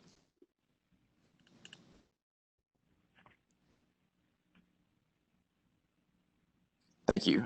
So just a reminder that the Transportation Improvement Program is basically the implementation stage of projects that are listed in the plan. So as they get developed and get funded and move towards construction or implementation, they get listed in the Transportation Improvement Program. And so it serves quite a few important functions. It approves and allocates the federal and state funding to the projects. The listing itself is required for a sponsor to execute the advanced funding agreement, as well as the federal project authorization agreement. It's those individual listings that are approved by our federal partners that actually releases the federal funds and obligates it in our federal bank account, if you want to call it that. It's also required for the environmental process approvals, and then required for the LEDIC certification. So if you'll go to the next slide, please. As I mentioned earlier, the time active, we are currently under the 2019-2022 TIP, and that will remain active until this new TIP improvement program is approved at the federal level, and we're anticipating that to occur sometime this fall, typically around September or October. Is when our federal partners go in and actually approve each project individually that's listed. You'll go to the next slide. So the program content, this is the meat of the document are the actual project listings. So we have highway projects, and these are any projects that are funded through the Federal Highway Administration or through the Texas Department of Transportation. We also include locally funded projects. These are projects, we have some that will be included from the City of Austin's mobility bond program from 2016, such as the Lamar and Burnett Road, and then also the Redbud Trail Bridge. And then we also have a project from the CTRMA on MOPAC where they'll be doing some operational improvements. These are regionally significant projects that are actually going to be funded by private, non-federal or state dollars. And so examples of those are TxDOT's program of projects will be included in there, as well as any projects that are funded directly from this policy board. We also include transit projects, and these are projects whose funds are filtered through the Federal Transit Administration. Likewise, it's the federal and state funded projects. This will include the programs of our transit agencies, such as Cap Metro, CARTS. You also have the City of Round Rock and San Marcos. They have they receive federal funds for their transit operations. And additionally, there will be some group projects in there. That is a listing that's in the appendices of the document. We list those there as a courtesy. They aren't individually listed, but these are smaller projects or earlier phases of projects with federal or state funding. So the environmental projects that are going through the environmental process will be listed here, or it's just routine maintenance, such as paving and projects of that nature that don't really add capacity or have any significant changes to the transportation network. Those will be listed in the group projects. Go to the next slide, please. And finally, we have the performance measures. So we have 4 performance measures that we track and set targets for. This is PM1, which is safety. This is a target we set annually. And then every 4 years, we also set targets for pavement and bridge conditions in the region. We also look at system performance, which includes the freight network and congestion numbers. And then also our transit agencies are required to set targets for transit asset management. And we track all of these things. We have targets listed within the document itself. And then we'll also be doing a performance analysis. One of the important parts of the performance measure process is that we look at the program of projects that are approved in the document itself and do an analysis and see how we'll be impacting or achieving the targets that we set. And additionally, there are administrative rules and procedures for TIP management. Again, this is a living document that we regularly update and make changes to so that it stays current. We have a 2-year amendment process every 6 months. All of these rules for that are listed in the administrative rules and procedures. If you'll go to the next slide, please. So the overall process, we started this amendment cycle right around the same time we started the previous items timeline. That was back in February. We developed the actual draft documentation itself, had sponsors submit projects. We then took this out for community outreach that lasted for 2.5 months. As Joyce mentioned earlier, it concluded on the 1st of June. It's been to the Technical Advisory Committee twice, once as an information item, and then they made a recommendation to approve it this past meeting. It's been to the Policy Board. I think the last time y'all saw it was in April when we did a public hearing alongside the Long Range Transportation Plan. And here we are again asking for approval. And then once y'all approve it, we upload it into the state database where the Texas Transportation Commission will vote to approve this TIP along with all the other NPOs TIP projects as well. Once that's approved, FHWA and FTA go in and individually approve those projects and release the funds. If you go to the next slide, please. And I won't go through this, but that process that I just described is listed here. If you'll go to the next slide, please. Some important considerations. Obviously, we've had a draft document that we know was going to have some significant changes when we got to this item, and we're asking for approval of that. So we tried to make that clear when we went out for public involvement. We marked all the projects that we were under consideration for deferral, but do understand that when y'all are approving the draft document that was in your backup materials, we're going to have a final update to this document, and then we'll get that out to y'all next week. Once this is concluded, but it's going to include all of the changes that were requested in the previous item. So those will be reflected. Projects that were selected for deferral will be removed from the individual listings, and we'll be putting those into an illustrative list in the appendices of that document. So you'll see that in the update that we'll send out next week at the conclusion of this. And as I mentioned earlier, there's a federally mandated performance measure analysis that we do. So once we have the final listing, we'll take that and do an analysis and get that incorporated into the final document as well. So just want to point those considerations out. It's kind of a weird situation that we had over the last 4 months, and there have been a lot of changes to this actual document. But we've, just wanted to make sure that everybody understood that's where those came from. So if you'll go to the next slide, please. So finally, so we are asking staff and the Technical Advisory Committee are recommending approval of the 21 to 2024 Transportation Improvement Program. Thank you. Thank you, Ryan. Is there a motion on item number 7? Move approval. Who was that? Commissioner Darty. Okay, Commissioner Darty makes a motion. Who was the second? Okay. Motion by Commissioner Darty, second by Judge Oakley on item number 7.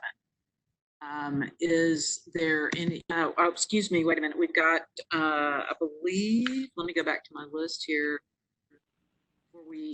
We've got 4 people that have signed up to speak on this item. First is Mr. Wald. You're still on the call, Mr. Wald? Can you hear me? Yes, we can. Go ahead. You have 3 minutes. Your time starts now. Great. Thanks. This is Tom Wald. I wanted to speak again in support of active transportation. I had mentioned at a previous Campo meeting that as it stands, you can access all destinations and properties in the Campo area by motor vehicle and by car. And you can't reasonably do that by transit, walking, or biking. And I think the extent to which we can provide access to the destinations that people need to get to on a regular basis is critical. And I think it's important that we do build out that network for walking, biking, and transit. It makes our community more resilient when we have more than one option to use to get to the places we go. Only about 2/3 of us have access to being able to drive on our own, whether that's by age or car ownership. And yeah, it really improves our community. And I just wanted to say there was a response to my comment that you can get to all destinations locally by car at the last meeting. And I appreciate that feedback because if there's a difference of understanding of the facts, I want to make sure I'm getting it right. But yes, you can get to every destination in the metro area via motor vehicle. I do agree that there are additional roads that would be very helpful to add to our region. And so that I don't dispute that. I do think that's, there's no difference of opinion on that. There's definitely roads that we should add. But you can still get to the destinations. It's just a matter of whether you would be able to improve our transportation system by adding roadways. Again, thanks very much, and I'll yield the rest of my time. Thank you. Thank you, Mr. Wald. Next, we have Jay Crossley. Hi, this is Jay Crossley. Can you hear me? Yes, go ahead and start. Thank you very much. I've told you guys on several of these meetings, I've been very engaged with all this and told you what I thought. And I thought I wanted to explain some of the motivation for trying to help change our regional transportation planning towards better results for all the people of the region. First and foremost, ending traffic deaths and the constant epidemic of traffic deaths and serious injuries that happens across our region must be the top priority. And I don't believe that is reflected in this tip.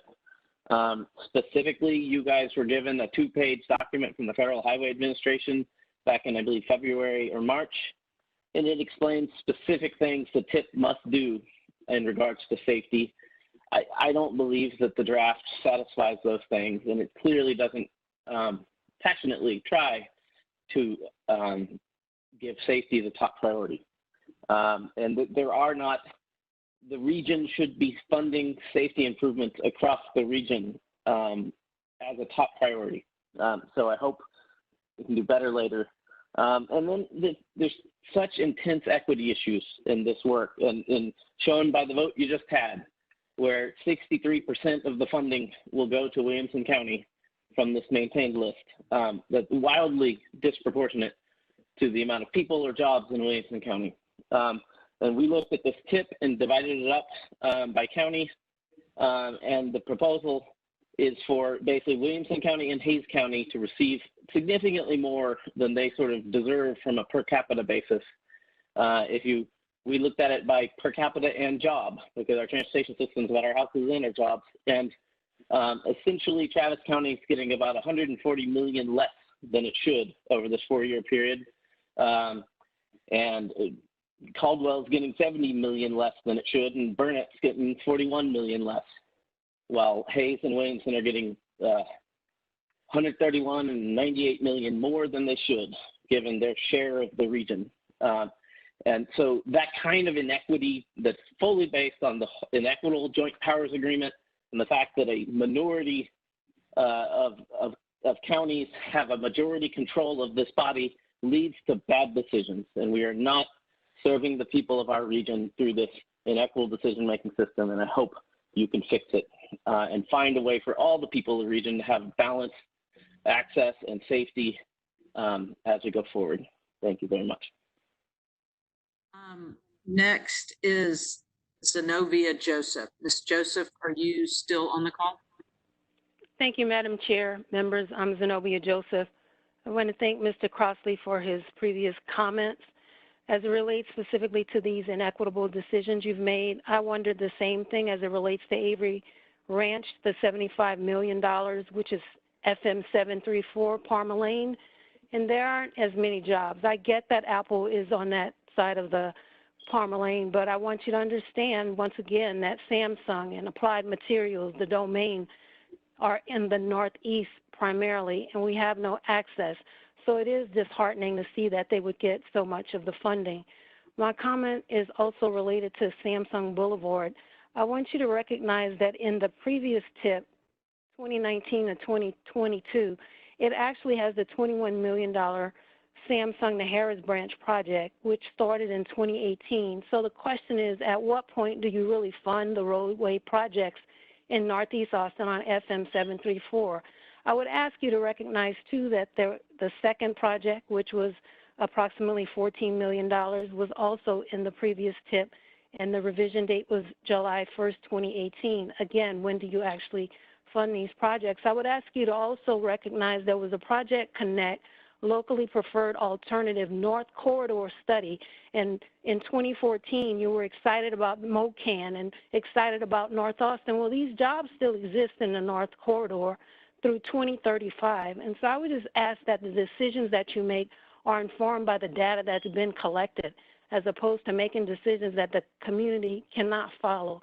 And so I would just ask you to take those into consideration and recognize the need for transit-dependent riders to get to the jobs, and specifically it's 3 miles to walk to Samsung. I can't emphasize that enough. And lastly, as it relates to transit projects, Cameron-Dessau is in the 2045 regional plan, but I do not see it reflected in either of the items that you have on the agenda today. I'm not understanding where this project went. It's part of Project Connect, allegedly, but as you are aware, the area north of US 183 will not be considered for 24 to 30 years. And so it is incumbent on the region to put transit in the Northeast area, because Capital Metro, quite frankly, is not going to fund anything in this area. And that is a grave inequity. I would ask you to look at this through a racialized lens as our country is actually looking at what Black lives mean to this, the country as a whole, not just Austin. And I thank you so much for taking my comments. If you have any questions, I'll gladly answer them at this time. Thank you, Ms. Joseph, for your comments. Thank you. Finally, we have Kelly Davis. Hello, Madam Chair, Policy Board members. I was listening to the last vote and scrambling to look at the draft list that was included in the agenda backup to, note the changes to inform my comments. And then as I was listening to Mr. Collins, I realized, well, nobody else is doing this. Y'all will get the document next week reflecting the changes based on the IH35 vote y'all just had. So I would say I feel uncomfortable with the policy board voting on the tip today when you don't even really know what the document will look like. The public certainly didn't, given these 7 scenarios that were part of the I-35 funding. So that just concerns me a little bit. I said this before, but I think it bears repeating that back in April, when you had the public hearing on the TIP and the 2045 plan, those were bundled such that a commenter would only have 3 minutes to talk about those 2 documents plus amendments to the current TIP. And so I would just encourage you all to make sure going forward that those public hearings aren't combined in such a way because these are both really big deals.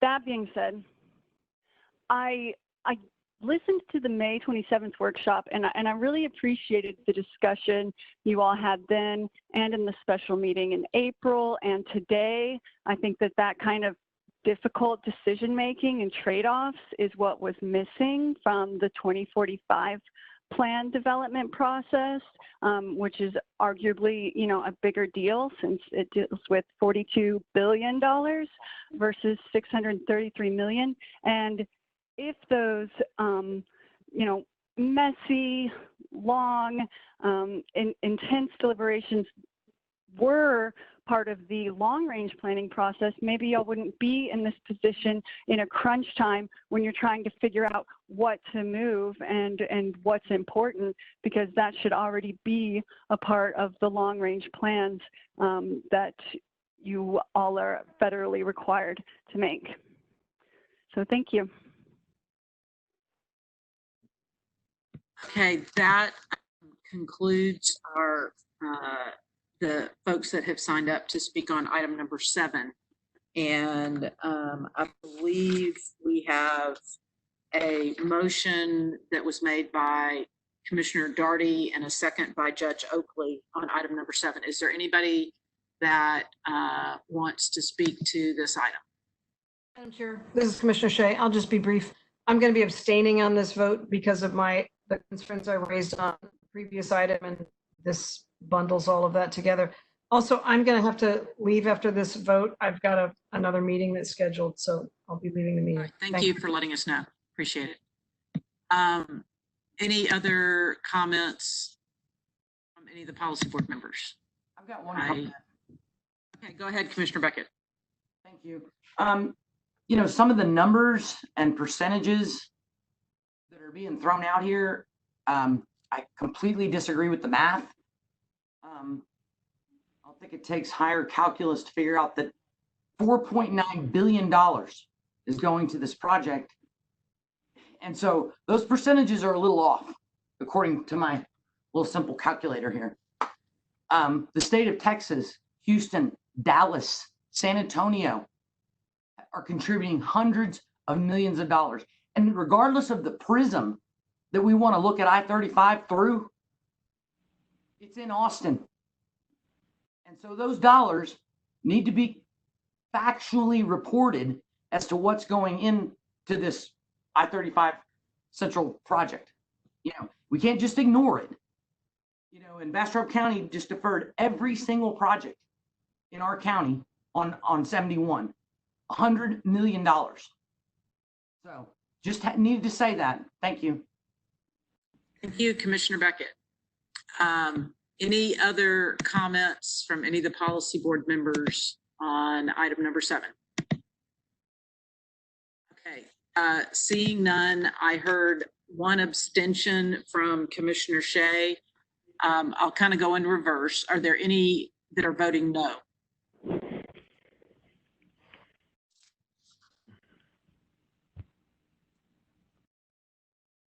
Anyone voting no? Last chance. Okay. We will mark everyone else as a yes on item number 7, with Commissioner Shea abstaining. All right. Item number 8. And I apologize, this might be partially my fault. I asked our counsel if he had had an opportunity to look at item number 8, and he has not had a chance to look at that. I guess I'll just ask, and this is, I guess, a bit perplexing to me. There's no other entity that has an interlocal agreement or has asked for an interlocal agreement with Campo. We don't have one. Most entities don't have one with CapCog or most of the other entities we're associated with. So is there anyone from Travis County that can speak to the necessity of this that's unique to Travis County?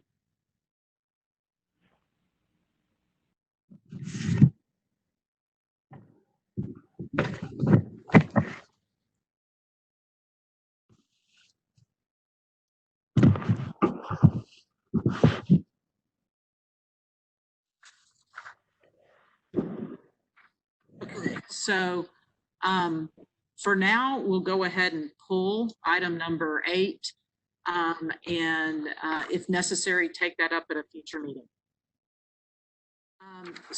And let me go ahead and. Can you hear me? Okay, sorry. Yes, go ahead, Judge Biscoe. That's okay. And I don't know the answer to that question, but I will research it and give you an answer in writing within the next couple of days. Thank you, sir. Appreciate it.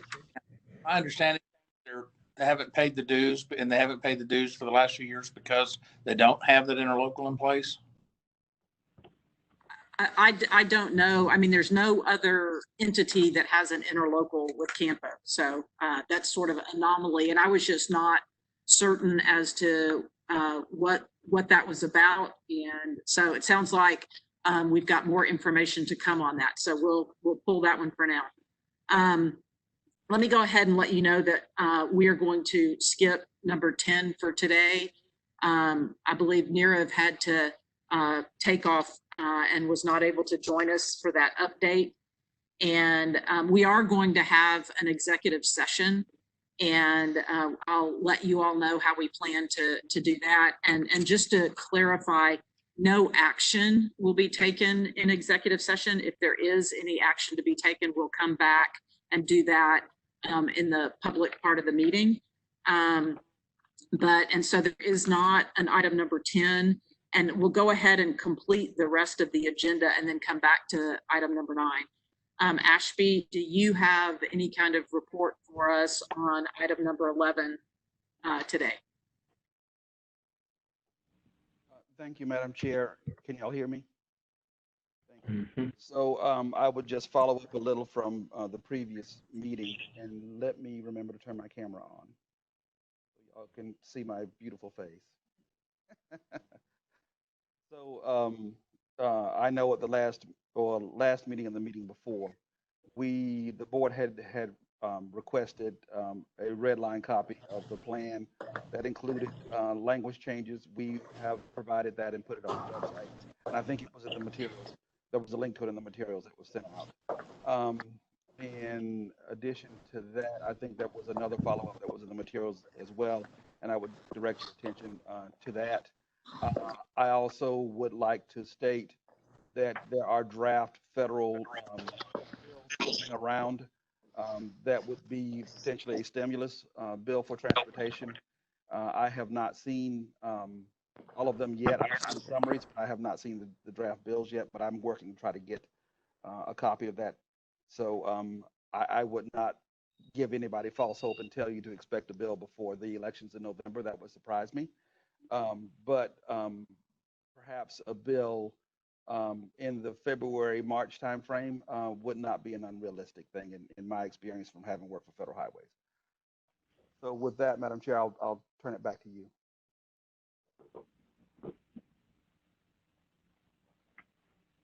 Thank you, Ashby, for that report. Just as by way of announcement on item number 12, there is a TAC meeting on June the 22nd. And the next policy board meeting will not be until August the 10th. We traditionally take off the month of July. So we won't meet again until August the 10th. And with that, what we are going to do is our moderator of our WebEx is going to kick off basically everybody that is not a policy board member. We're going to leave Tim Tuggy on as well, but for our executive session, but we're going to kick off all the other folks that are on the call. So if I think Stephen or let's see, Paul, whoever's doing that, if you'll let me know when you've got everybody else off the call. Thank you. Sure, this is Paul with IT, and I'll begin that now.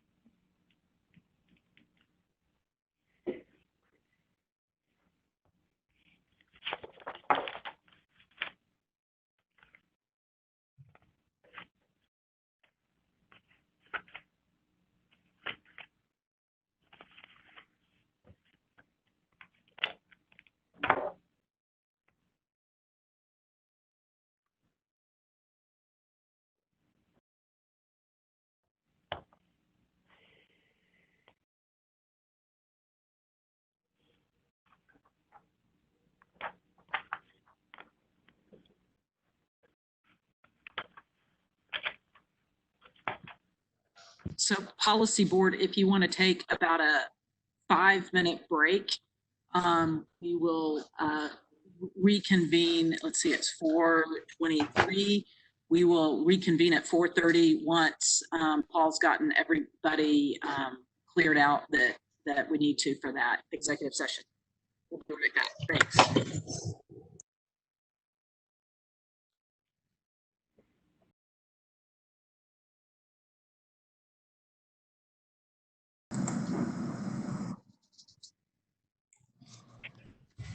Information Facebook on the website link now.